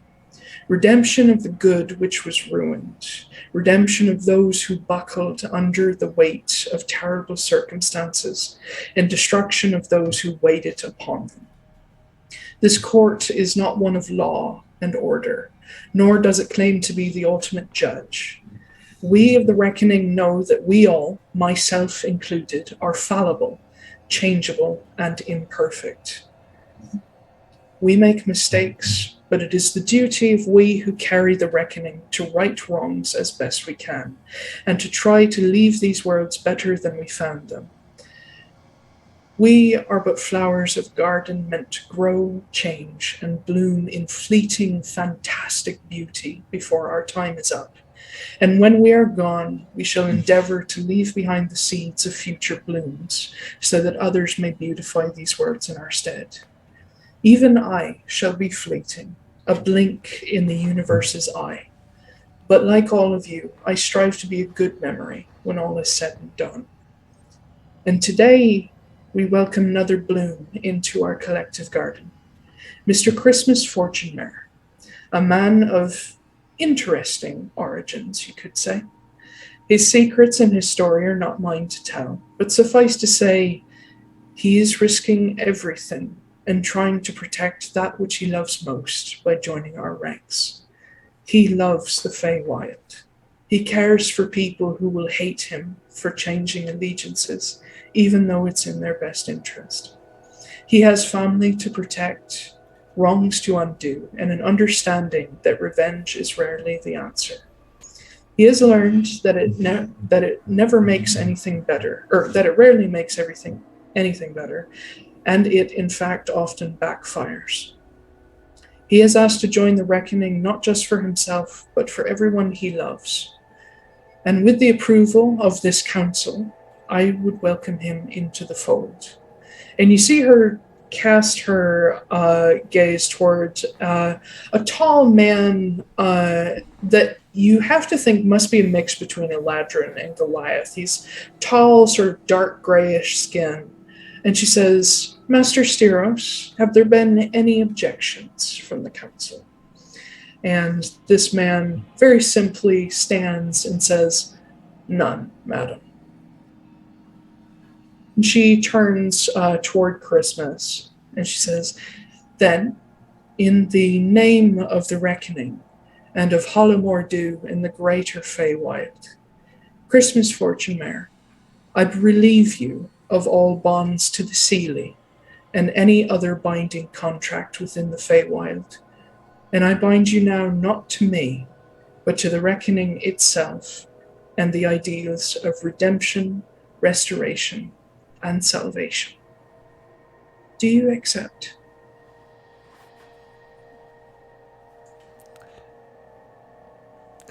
It's so I'm just such a silly person that I can't help but make jokes at the worst times. But Christmas would say, "I do," but Zach really wants to say, "I do." God helping me, because that's a Christian Reformed thing. Anyway, I'm religiously traumatized.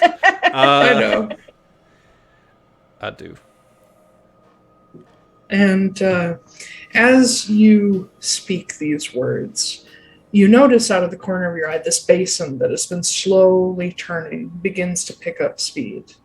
And you watch that this like dried plant matter that was scattered in and bits of residuum and other materials start to gather in the center. And the water begins to actually form a larger bowl than the basin and actually comes up over the sides but does not spill out. And Morrigan reaches out toward it, and you watch as a burst of fire comes out of the center of it. And this amalgamation of the major 4 elements begins to come out of this basin in this swirling, almost funneling torrent, and begins to wrap around you. The rest of you will see that as this torrent of water comes out, there is a growing sort of light coming from the flecks of residuum and magical components, that they begin to glow almost like fireflies caught in the water, green and yellow and red. And as the water sort of cocoons around Christmas, everything suddenly loses all of that like summery and autumnal color and becomes this vibrant purple, similar to one of Morrigan's colors.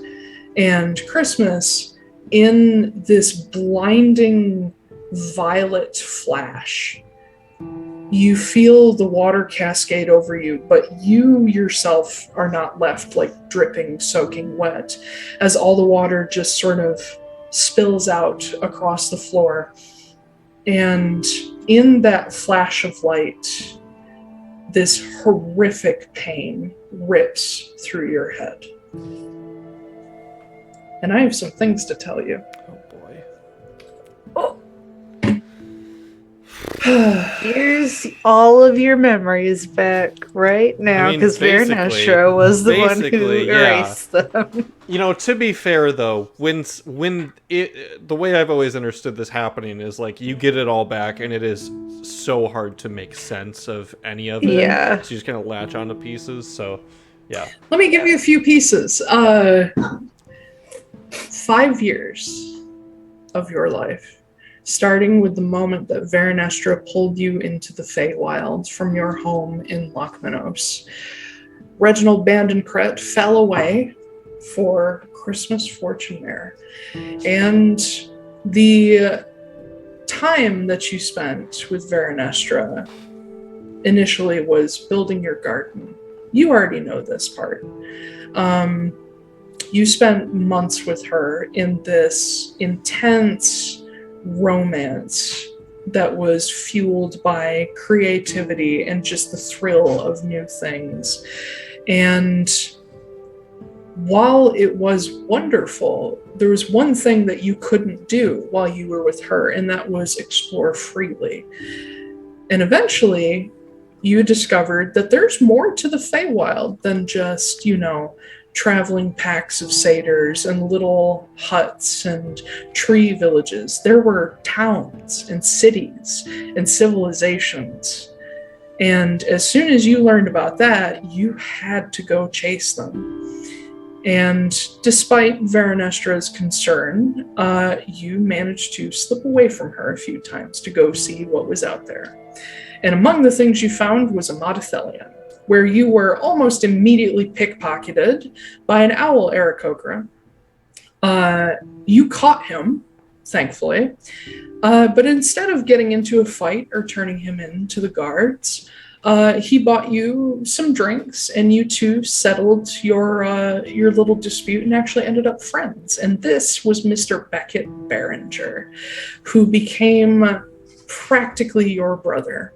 Who? Exactly. He saved your life so many times, and you his. I know, I caught it. But basically, you guys just charmed the heck out of each other. And after knowing each other for a little while, Beckett introduced you to Tristan Kepler. and basically told Tristan that you could be useful in a similar way to himself. After months of proving, because you were interested in this new adventure, Tristan decided to let you in to the Jade Street Crows. You and Beckett were paired together right away because you already worked well together, and your talents were charm and distraction and working wonders in making deals, getting people into and out of trouble. And you spent a lot of time also working together with Gwen and her inner circle as you began to get to know them. It was in 492 that you had your first real brush with death, at least in the Feywild, when you all ended up in a huge fight with a rival gang.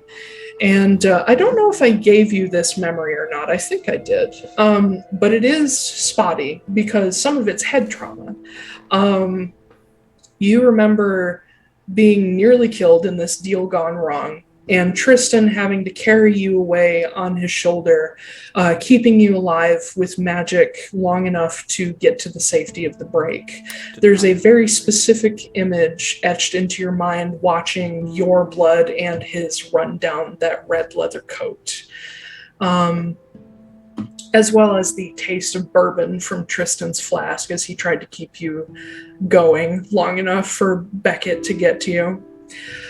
This was also the same year that the Crows began warring with the Fomorians. And the same year that you managed to save Tristan's life for the first time, when he was nearly killed in a huge magical firefight with the Fomorians. Basically, you two were huddled in cover when a massive explosion went off, and Tristan covered you, shielding you with his own body, and you had to drag him away for Gwen to be able to get to him, and he would not have survived if you didn't do that. By the time he recovered, you two had been working together so long and had saved each other so many times that he began referring to you as his brother. In 493, Tristan managed to strike a peace deal with the Fomorians, with your, Beckett, Gwen, and Sala's help, drawing clear territory lines and making agreements as to what the Crows and Fomorians could and couldn't do around each other. Toa joined the Crows, becoming a powerful bruiser and one of your regular partners and bodyguards.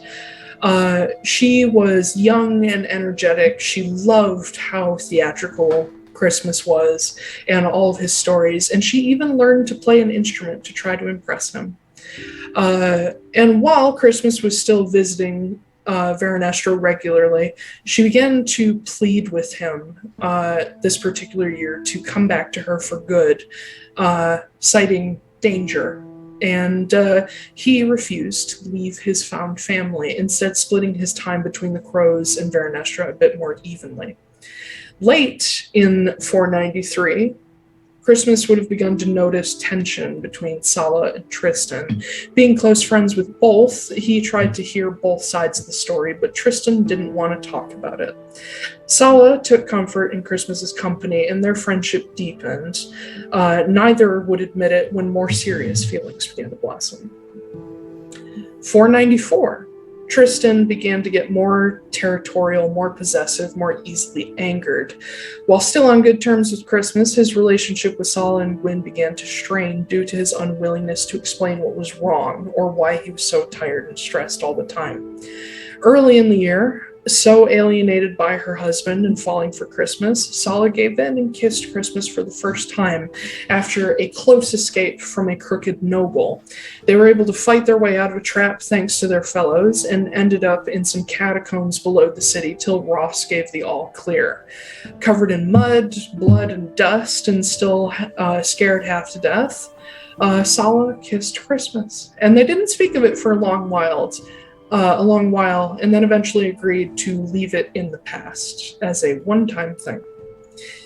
Later on, however, Christmas came to Sala with flowers and wine while Tristan was away to Atlaran, and the pair simply talked.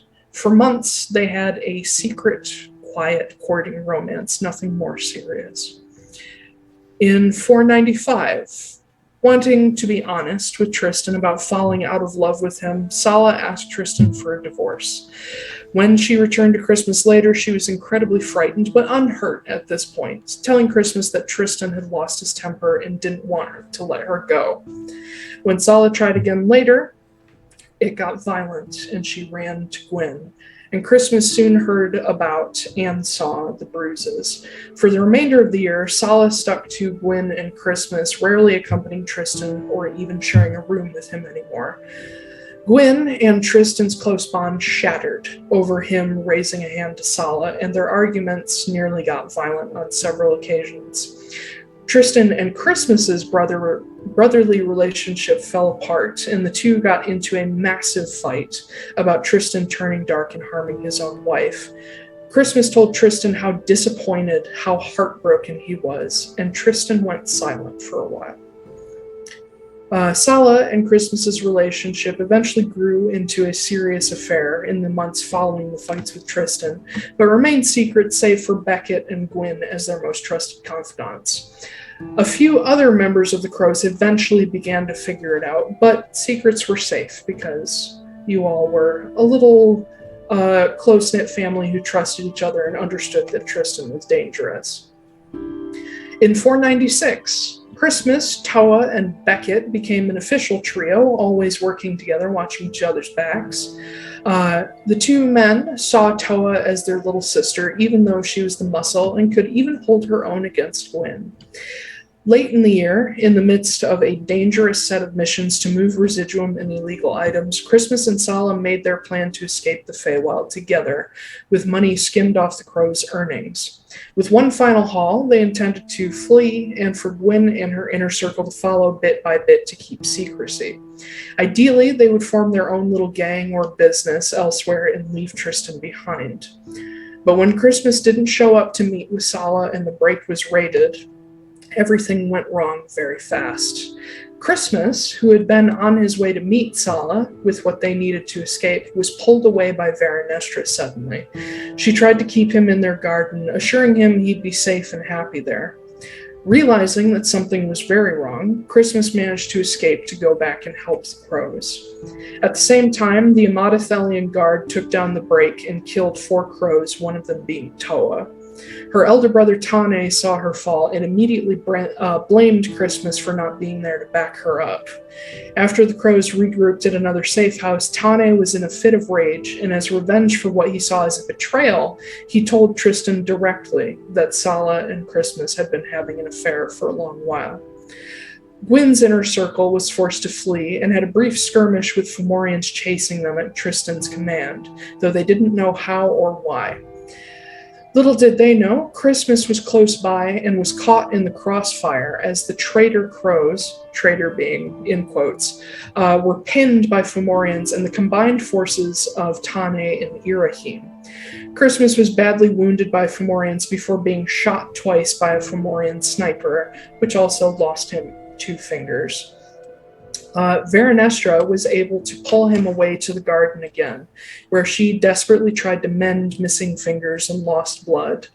Titania came to watch her struggle, chastising her for being so attached to a mere mortal and someone who would never be hers anyway. Christmas died in Veranestra's arms that night, but awoke in the morning healed and whole. When he bolted up to go find Sala, Veranestra tried to stop him, but couldn't do so without risking harm to the still fragile Christmas.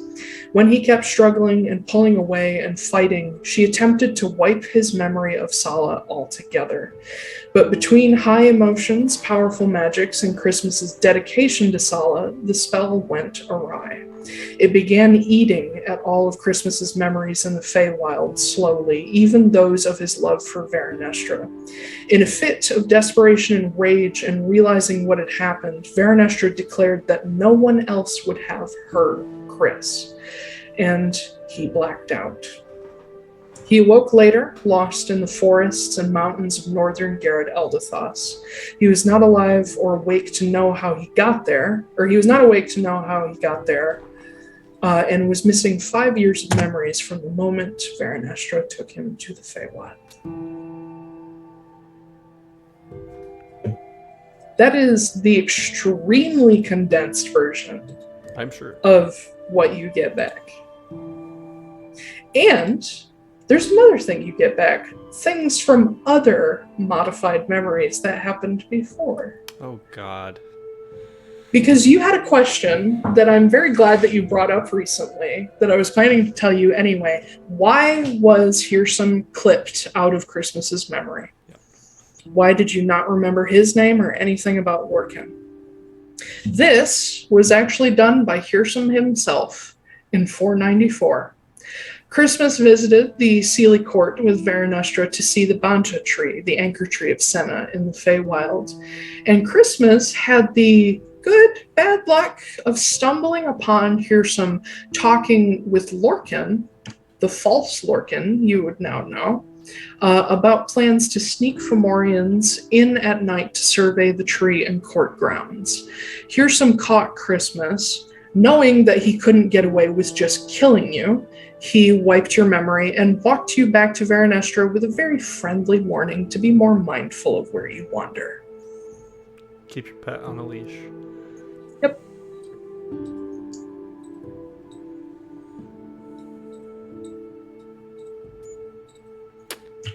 Cool. Well, that's all overwhelming. Yeah, that all happens in a split second. Yep. So, what happens after the magic falls away and Christmas gets these memories back? I don't even know if there's concrete words I can put together to explain how Christmas feels regarding this at all. Not yet. Yep. Because I imagine, like, you get all this stuff back that you lost, and it's not just like remembering that you watched a movie. It's like it's remembering actually experiencing these things. So he's just overwhelmed right now. Mm-hmm. Just overwhelmed. Yeah. As you kind of come back to yourself, still reeling from just feeling like your brain got an expansion onto it because you have to go through all this shit, you can feel Morrigan holding on to you, like holding you up by your arms. All the stuff is gone. What? All the stuff is gone? Yes, it's all fallen away. And those of you looking on, Christmas, tell us what color Christmas's eyes are now. Well, yeah, there's actually a few things that have changed. So, due to the veneer of the Sealy Court, not veneer like Marin veneer like brick veneer, the veneer of the Sealy Court being lost, you see sort of what 10 years of constant stress have done to a man in his early 30s. So his hair is actually a little bit longer, as is his beard and his mustache, but you can clearly see like this ring of gray from his temples down the edges of his beard that has started to fill in on his cheeks and mustache and temples. And for probably the first time ever, for everyone here, you see his pupils, because his eyes are no longer pupilless and one green and one blue. One of his eyes is actually regular. His left eye is just a sort of a striking hazel color, sort of this like very, very pale amber with flecks of almost like a maroon and blue in there. And his right eye is this vivid, glowing violet. Still has a pupil, like both pupils are there, but the right eye now is... They no longer are a symbol of his pact with Veranustra. It is himself and Morrigan. Exactly. Morrigan has given you back some of yourself, but the glamour of the Sealy court has fallen away. So Christmas looks older. Perhaps the age he should actually be.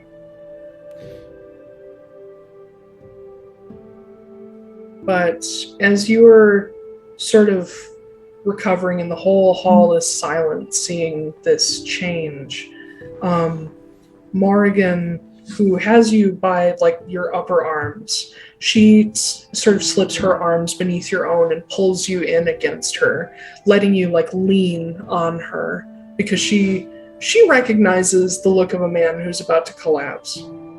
And as she pulls you in, she sort of presses your head to her shoulder, and you hear her very quietly say, "Thank you, Mr. Fortunemaer. You don't know the kindness you've done for me and my boy by aiding us in this eternal fight."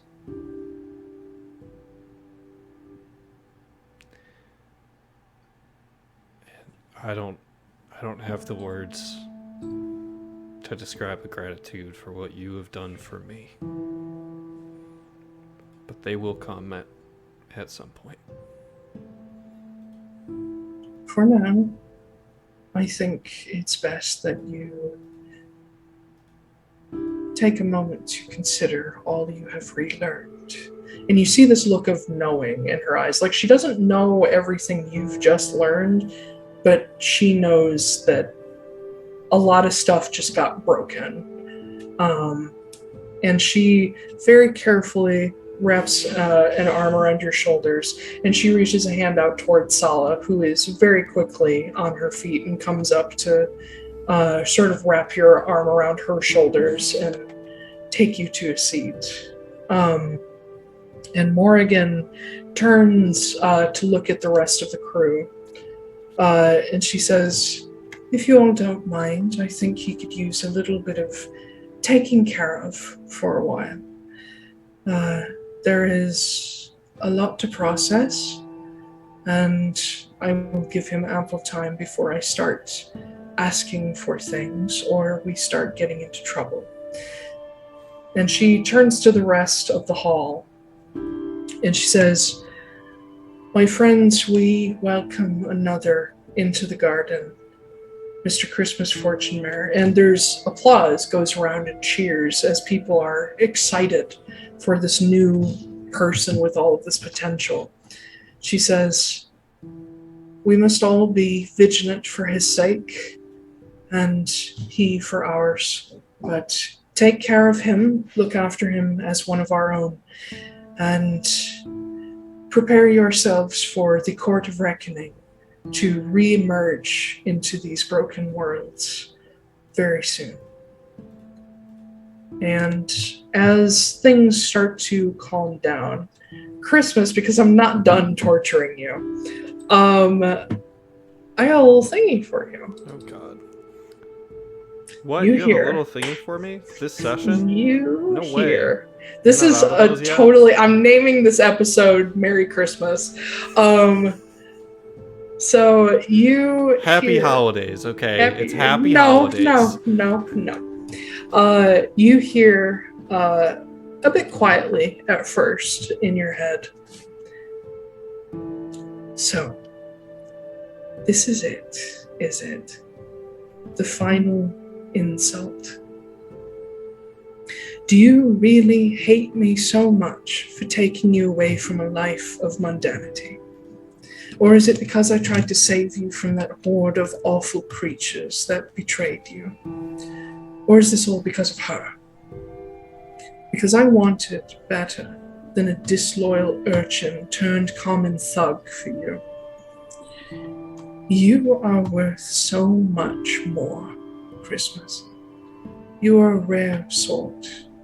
A human who understands the Feywild in its many parts. A man who can tell a story with such zeal, such drama, that it becomes the words of a spell. An ability mortals rarely cultivate, and only a handful ever master to the depth and breadth of the Fey, as you have done. And yet, despite your rarity, despite your worth, you keep cutting yourself down to the level of these people, if you can even call some of them people anymore. You make their nonsense your problem when there are greater things at stake and a greater place for you. I will not pretend that the Celia are perfect, myself included. That is a delusion held only by my mother in all her infinite wisdom. But for you to actively choose lesser, I don't understand you. I don't understand you at all, Chris. What can these mortals offer you? What can Morrigan offer you that I could not provide? I can only guess she's talked you into dying for her little crusade, her so-called reckoning. It's all nonsense, Chris. It's the efforts of a mad, cruel goddess to play her little games against her equally mad enemies. And you just became a pawn. You will never mean as much to her as you do to me. Never.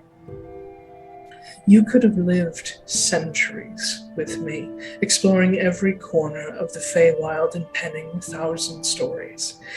But you have chosen against all logic to resign yourself to a short, painful, meaningless existence for the sake of what? Some ridiculous mission? A girl who proved twice that she will leave her partner for someone prettier with a silver tongue? But then again, I'm sure that just like back then, you will perceive everything I say about her as an insult instead of cold fact. She is not worth you. 10 of her isn't worth you, Chris. It's not too late, you know. If you call for me now, if you let me shield you from the fetters of reckoning and Morrigan's madness, and you send that dangerous girl away, I would forgive everything. I would shield you from these horrible, broken worlds. You need not worry about them ever again. So what if Sov breaks the Demiweir? So what if the Fomorians destroy Senna's tree? It is only the problem of the gods. And if the Demiweir breaks, they can come sweep in and fix everything themselves with their precious little chosen, like your friend Foostrak. And certainly my parents will have to actually do some work and look after the realm's borders again with the Demiweir open. But that isn't my or your problem. You are mercifully too small for gods and most Archfey to care about you, save for myself. And I am thankfully minor enough in the grand scheme that I can simply walk away. Think about it, Chris.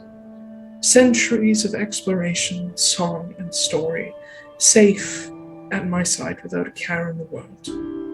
Why would you choose less? Am I not everything you could possibly need and want? God, this chat is going wild next to me. Where else would you find a love so eternal, so powerful, and so very willing to bend the world around you for your joy? What could Sala possibly offer you other than trauma, danger, and guilt?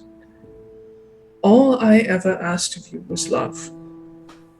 I don't understand you anymore, if I ever did.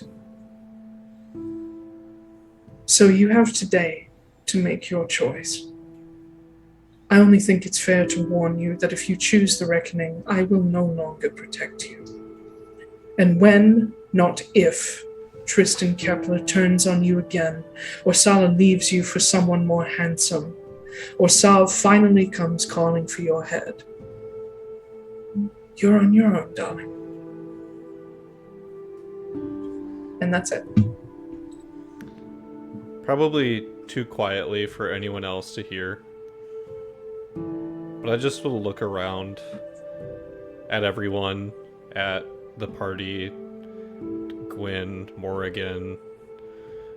I even probably imagine that, like, just due to the nature of the amount of creatures that are in here and the headspace that Christmas is in right now, he probably even sees, like, some sort of image of Lorcan and Jasper seated in attendance here. And then he'll just look at Sala and just kind of under his breath just go, I am not alone.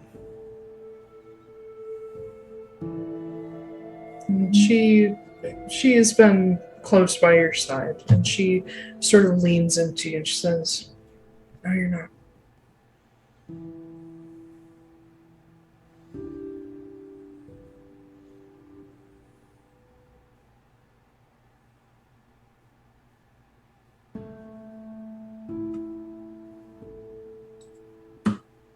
That's it.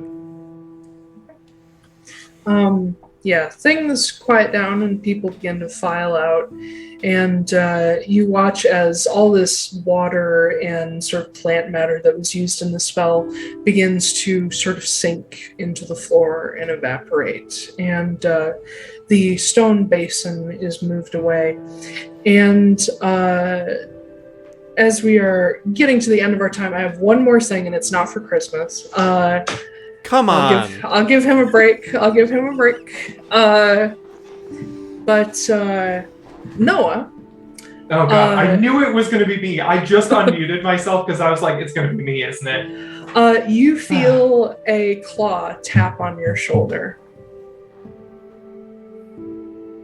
A very large claw. Oh god. Shit. Can I see it on my shoulder? Yeah, you see these hooked long claws and this thumb that bends in a weird way and has an extra long like talon on it. The pads of the hand are red, but there's like white fur covering the top. I very gently like lay my hand on my gun and turn around slowly. And you see behind you, very close behind you, the face of a fanged Oni mask. And this tall, thin creature that is slightly hunched over, and he laces his hands together in front of him. He has this long tail with the tusk at the end. Known. And he has these raptor-like feet, and this living Oni mask grins at you and moves as he speaks. As this strangely tiefling-esque, but not quite creature says, good evening. Are you Mr. Borago? Yeah? I believe this is yours. And he pulls out a box and hands you it brings out this box from what is clearly a bag of holding. And he sort of dusts off the top of it a little bit with like his bluish like robes. And you see it's this white box that is wrapped very carefully with a blue ribbon. And it says, Mr. Borago on the side. Oh, what is this? You ordered a mask, didn't you? Oh, yeah. Okay. Well, sorry. Didn't expect it here. Didn't expect it for a few days. Didn't expect you. It has been many days. Oh, perfect. Okay, cool. Do I owe you anything for it? No, my friend has already paid for it. Oh, no, that's true. Yeah. I gave him a German accent. I'm just going to do creepy English. Why can't you just do? You can be like, oh yes, here's the order. Because it's too hard. I love it. Yeah. I'll try to do German English. It'd be great. Excuse me while I dust all the gingerbread off the box. Yes. Okay. Yes. Anyway. You ordered a mask, didn't you? Yes. There's some schnitzel in there as well. Yes. My cook also made you some cookies. I thank you. I will hold out my hand and be like, I'm Noah Nicholas Nesbitt Borago. I know. And he takes your hand. This giant clawed hand. He says, I am Lord Dietrich Arnulf of Golden. Oh, hey there. Yeah. So, I'm gonna open the box and look at the mask. Opening it up, you tell me what it looks like. Yes. So it is It is black leather, I would imagine. Of course. Enough to where it can flex while it's moving. Or while if I like spoke underneath it, it would flex slightly. I imagine there's the gap between it does that Oni thing where like there's the two sets of fangs, the one's going up and curling out, and then the one's going down. All the teeth are sharp, and the mouth is apart just slightly so that there's a gap in there. And I would say that it has like the big nose and the deep crevices and like all the like design work that they do on the nose and on the cheeks, so you can like see the spirals and stuff. It has all of that, and I would say the strapping on the back of it is a little bit more complicated. So like once you put it on, like it's pretty tight and it's not going to go anywhere. And it stops like just below the eyes. And so it's solid black, and then I'm like that maroon color, so that should be interesting. So it's like a lower face mask. Yeah, it's a lower face. Nice. Yeah. And I would say the jawline actually, like it goes under the eyes and it lifts up so that it hits like the base of the horns. Mm-hmm. And so it almost looks like it's connected. Nice. So I'm going to look at him and be like, thank you very much for this, because I'm going to, I've got some ideas for this mask that are going to give me some very interesting abilities. In bed. No. Nope. Definitely not in bed. Wouldn't be good for bed. Nope. Not at all. To be. Yeah. In the future, is there a way for me can I send you like a scroll or something if I maybe need another one? He reaches into the front of his robe and he withdraws a golden card. Oh, a business card. That actually reminds you of what Walter uses, and he hands it to you. He says, anytime. Perfect. I will tuck that in my thing. Be like, it's good doing business with you, and if this works out, maybe we can set up some sort of agreement between you and the Triple B. Oh, I already have one. Oh, okay. Well, next time you see Ma, like, tell her hi. She probably wouldn't mind that. Yes, I have invited her to the reascension this coming. Oh! Are you going to be hanging out here? Do you have a room? Hotel room? And he points behind him, and you see that in a sort of back corner, there's a collection of very strange people. Like, there's one that's like a drider, which is a half spider, half person. There's a Canatar, who's a Shiba Inu. Oh no! There is a. They're doing the food for the Ascension. There is a tiny blue kobold who is in a very smart suit. Yep. And there is. I remember he was cute. There's another Canatar, a Doberman, in like black and gold armor. And there is a half-orc woman with a very nice, like, Edwardian dress and hat with a big feather, with a clipboard. That's important. And you see that the little kobold is holding this key in his hands. He says, I am staying in my pocket round the border hold. Cool. Come visit sometime. I mean, I'd love to. I'm sure you've got lots of cool stuff in there. Oh, yes. Considered we almost died at Marin's wedding. Question. Since you are a Borago, do you like cake?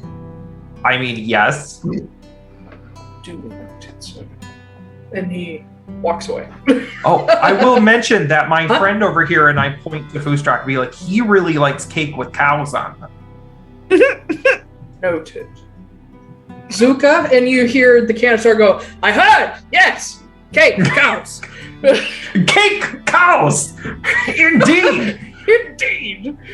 That's Zuka. I've been waiting to bring him back for so long. Oh my god.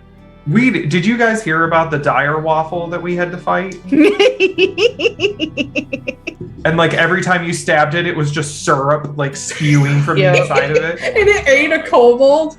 That was my wedding. That was my pre-planning for your wedding. We almost got like eaten by a giant mushroom tree on top of that. Harris, you tried to say something at one point. What's going on? Yeah, what were you? So, can we're hearing this conversation, Oh, yes. right? Yep, you see this. He's a real thing. Yeah. So there's He's real. He's not a hallucination. there's something that was said that's concerning to Foostrak, Yes. which is it has been many days. Yes. Foostrak would like to take a look at the conduit of glass Uh-huh. because that has a 1 month Atlaran time recharge. When was the last time you used it? I used it on Turin 21st.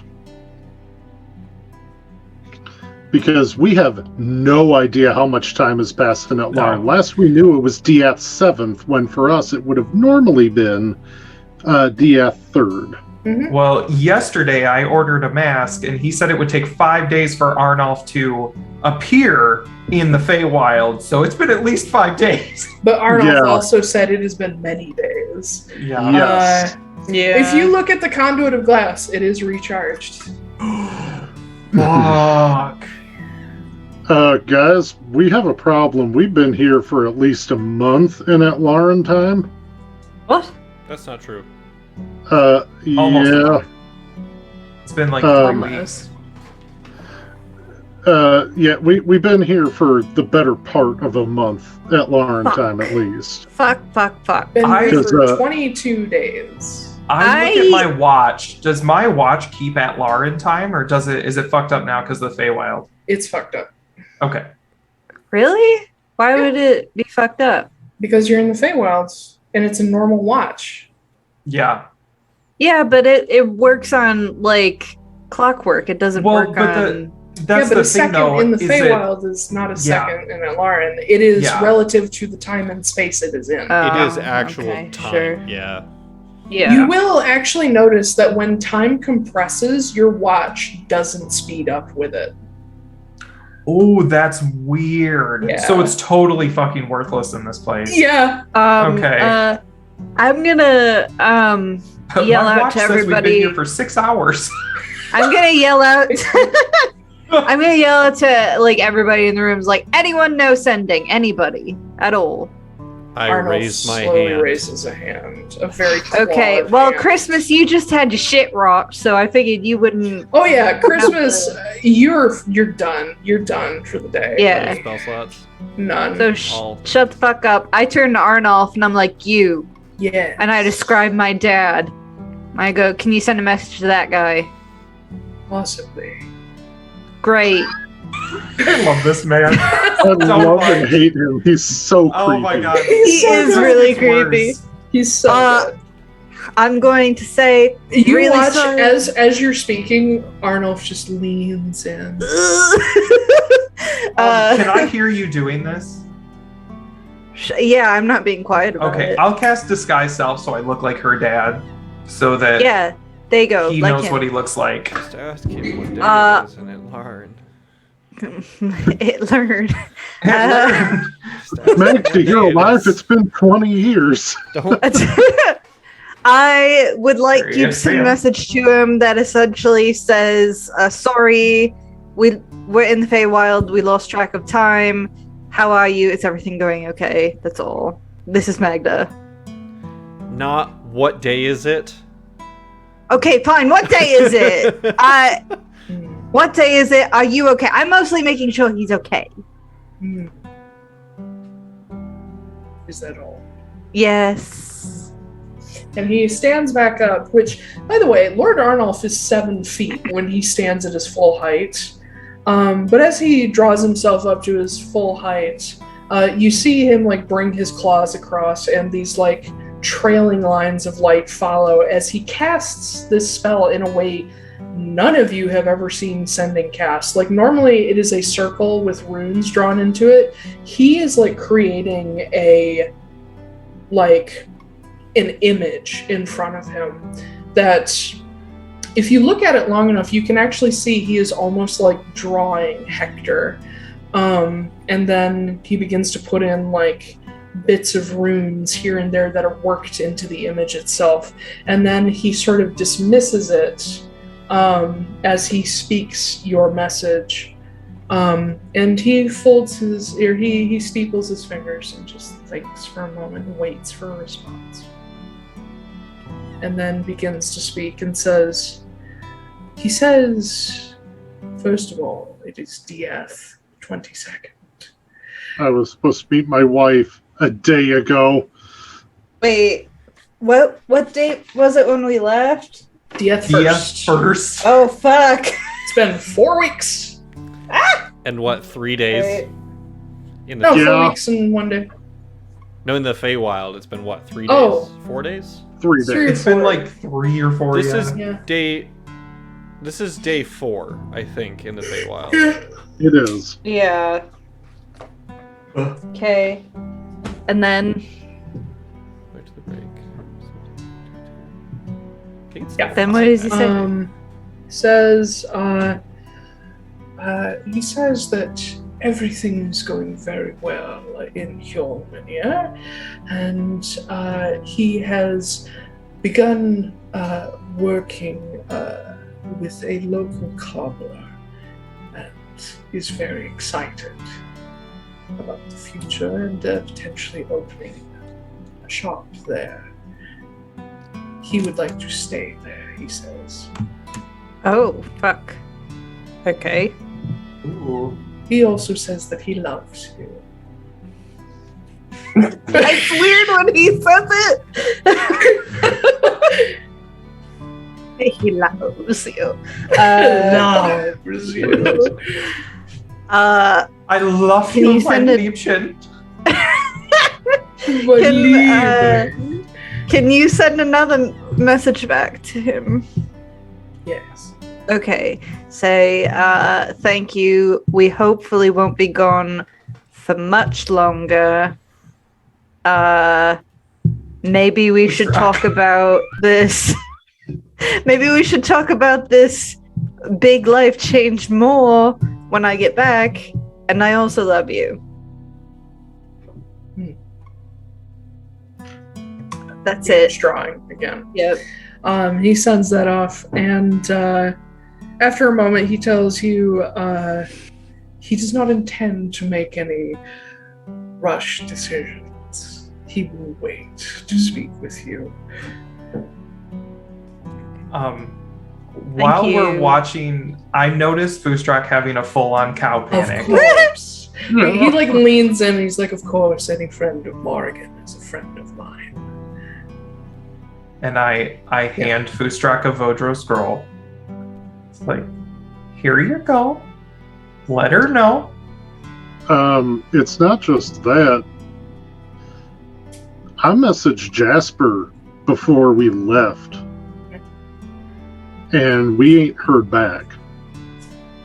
I have a second Vodro scroll. I'll write Jasper. You write your wife. That also doesn't mean anything. Maybe he just doesn't want to talk. Yes, but it also doesn't exactly bode well. Also, maybe he doesn't have the means to... Did you send him a scroll? I Vodroed him a letter. Yeah, so maybe he doesn't have any money. He can't send you back a message. Well, I also Vodroed my brother-in-law. Okay. And ain't heard nothing back from him. And the letter I Vodroed to my wife, I also never got a response on. So... I mean, can they send Vodro posts to the Feywild? Yeah. Yeah, I mean, done yeah. it. Okay. Yeah. Oh. We've received them. Also, at least the one from Weafin is my bad. You should have gotten a response. Oh, Christ. I was like, they're all dead. I mean, Rasvin and Jasper are, but yeah, no, Weafin's good. Well, there you go. You can... Why don't we try and message them? Like, sending them, and if it doesn't go through, then... Or if it goes through, then you know they're alive. We'll do these messages and then wrap up the stream. Okay. Yeah. I Also- say I'm just gonna do a quick one. Sorry, do you want to go first? I just wanted to add while I'm falling apart in this chair over here that Foostrak, when did you send the letter to Jasper? I would have sent that on the 25th, 225. Okay. I just checked in with Jasper on the 2nd, I believe. And he was alive and well at that point, so he didn't not respond to your letter just because you know, he was dead. He didn't respond to the letter probably for a different reason, but I did check in with him just to make sure that he was still alive. I appreciate that. So I'm going to write to my wife. Okay. And it's basically going to say, I'm so sorry. We've been in the Feywild for 4 days. And apparently, all of a sudden, it is DF21. Time is weird. I will be back just as soon as I can. Stay in Constanos. Okay. Constanos. I'm gonna write one to Jasper real quick and just be like, hey, let us know you're okay. Just checking in. How you doing? You can reply to this message. What day is it? 2 more weeks pass by in the span. Yeah, in the span. Right. And then I'll send it. You guys want to know a fun secret? No. Oh, the scroll doesn't go, does it? No, it does. Oh, okay. I have actually been rolling for how many days pass in Atlaran for each day that you're here.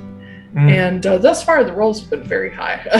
I can tell. No shit. But so Wayafen answers you back almost right away, and basically says that's not a problem. Like, I was aware that something weird was going to happen with the Feywild and time and all that, because that's pretty common knowledge.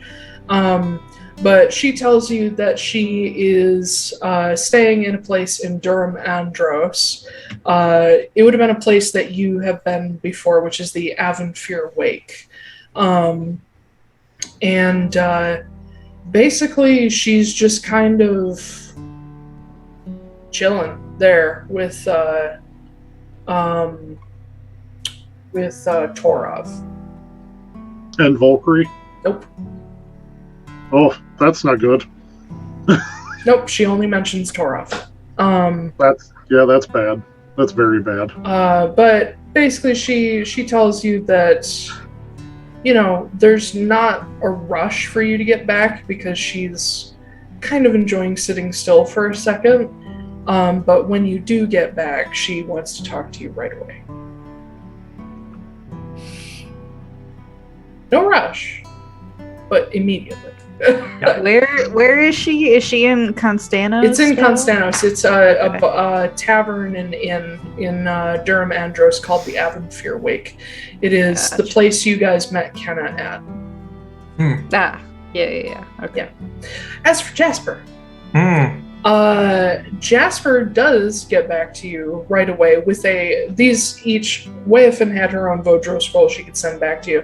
And apparently Jasper has one because he answers you back right away. And basically apologizes right out the gate for not being in touch with you guys. That things have been a little fucking crazy. He explains that he was able to expedite his travel from Uruz to the Blue Shore lands, and when he arrived, his tribe was fighting with people trying to basically raid their burial tombs, their barrows that they protect. And he has since learned that this is because the barrow sits on the Turisa's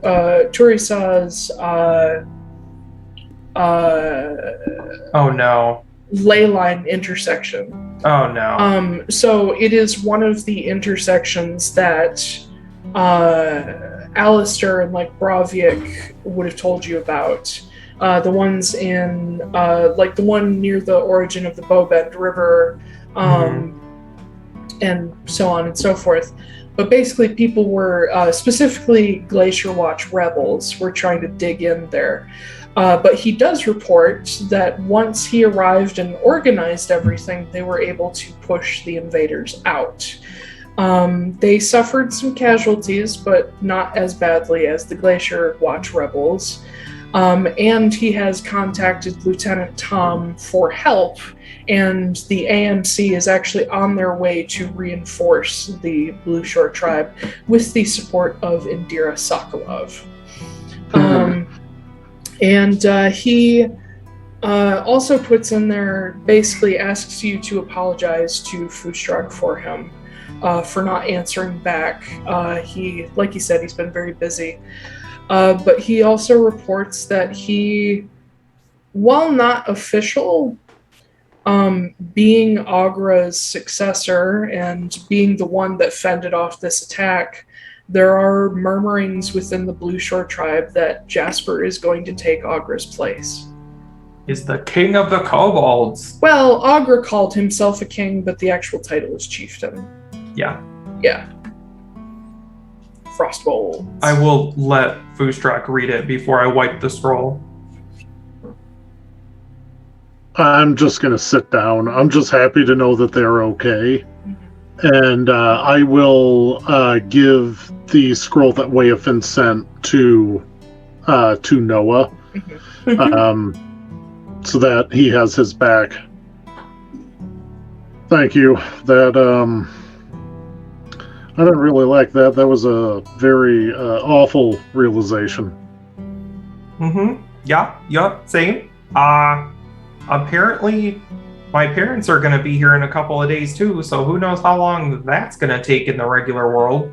I don't know, it could be the new year by the time that they get here. Who knows? That actually brings up a really good question, is if you're in Atlaran and there's a date by which you need to be in the Feywild, how do you know that you're going to get there on time?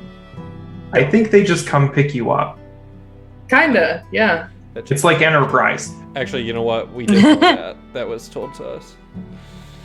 Just so that you guys know, I think I said this to Koop, but in the Feywild, time is so fucky that they don't measure with clocks. You can almost not find clocks in the Feywild. Instead, the only constants that they have, and it doesn't match up with Atlaran, the only constants that they have are moon phases and celestial events. And even though like time compresses and dilates, you can still track the moon and the sun. So things are measured in moon phases, in days. They don't measure years, they measure seasons, because it's hard to tell when a year has fully passed. And it's very Redwall. Which in scientific terms means that the Feywild probably orbits a black hole. Yeah. My God. Black On an elliptical path. Yeah. When it gets closer, time gets real weird and then it goes away again. Yep. It's an unstable orbit. But yeah. The Dune Bive clears out the hall that you guys are in, which is a little Easter egg for people who actually know things about Morrigan. But you guys are shown back into the break and to Walter's mansion, to some of you to recover, some of you to process, and some of you to fuck around. Hell yeah, I get to work on that mask immediately. Okay. I'm terrified. Of what? It's gonna be so cool. I'm terrified, but also very excited. I like this aesthetic. It's fun. But Do that we is have where the rest of this day to work on it, or is there anything else going on this day? you can work on it for the rest of the day. Okay, cool. That's what I'm gonna do. We'll With talk about that, it next time. We will wrap up this session, and next session, without giving too much away, be prepared for combat. Yep. Yay, we get to fight Veronestra. I don't think that's the case. I don't think that's the That'd be case. funny. Light that bitch up. Based off of the message I just got, I don't think she's gonna come fight us. No, she's just gonna come fight you. Yeah. I don't think that's the case, but we'll see. So, being that we did all of our intro stuff up front, let me grab the last things. So, thank you for everybody for joining us. You can catch us on Twitch, 11 a.m. Eastern on Saturdays. See our VODs and podcasts the following Wednesdays on YouTube, Spotify, and other podcast platforms. We will not be streaming next week because somebody needs Monkey Brew. We still don't know if we're going to stream on the 16th, and then we should be streaming normally on the 23rd, and then pre-recording for the 30th. So July's a little fucked up. But we've at least in the July wild. We've at least got it planned ahead, so we know what to expect. So enjoy the break to process all your shit, Koop. And I will be sending you a bunch more stuff. So look forward to it. I'm basically going to tell you everything you ever wanted to know about Tristan, within reason. What about myself? What about Christmas? I'll answer any questions you have. Like, you and I are going to have a lot of chats. And then I will probably work on some letters and stuff for other peeps. But we are going to head out. And everybody have a good rest of your weekend. Be safe. Don't get shot in the face with a firework. Keep the hose on. Keep the hose on. Ideally, soak your lawn and then set off your fireworks. It's like 40% of the U.S. is in a drought right now, so please, be careful. Can you really call it a drought anymore when it's been happening for years? I mean, no, but still, it's dry as fuck. It is. Okay, let's get the fuck out of here. Bye. Bye. Bye.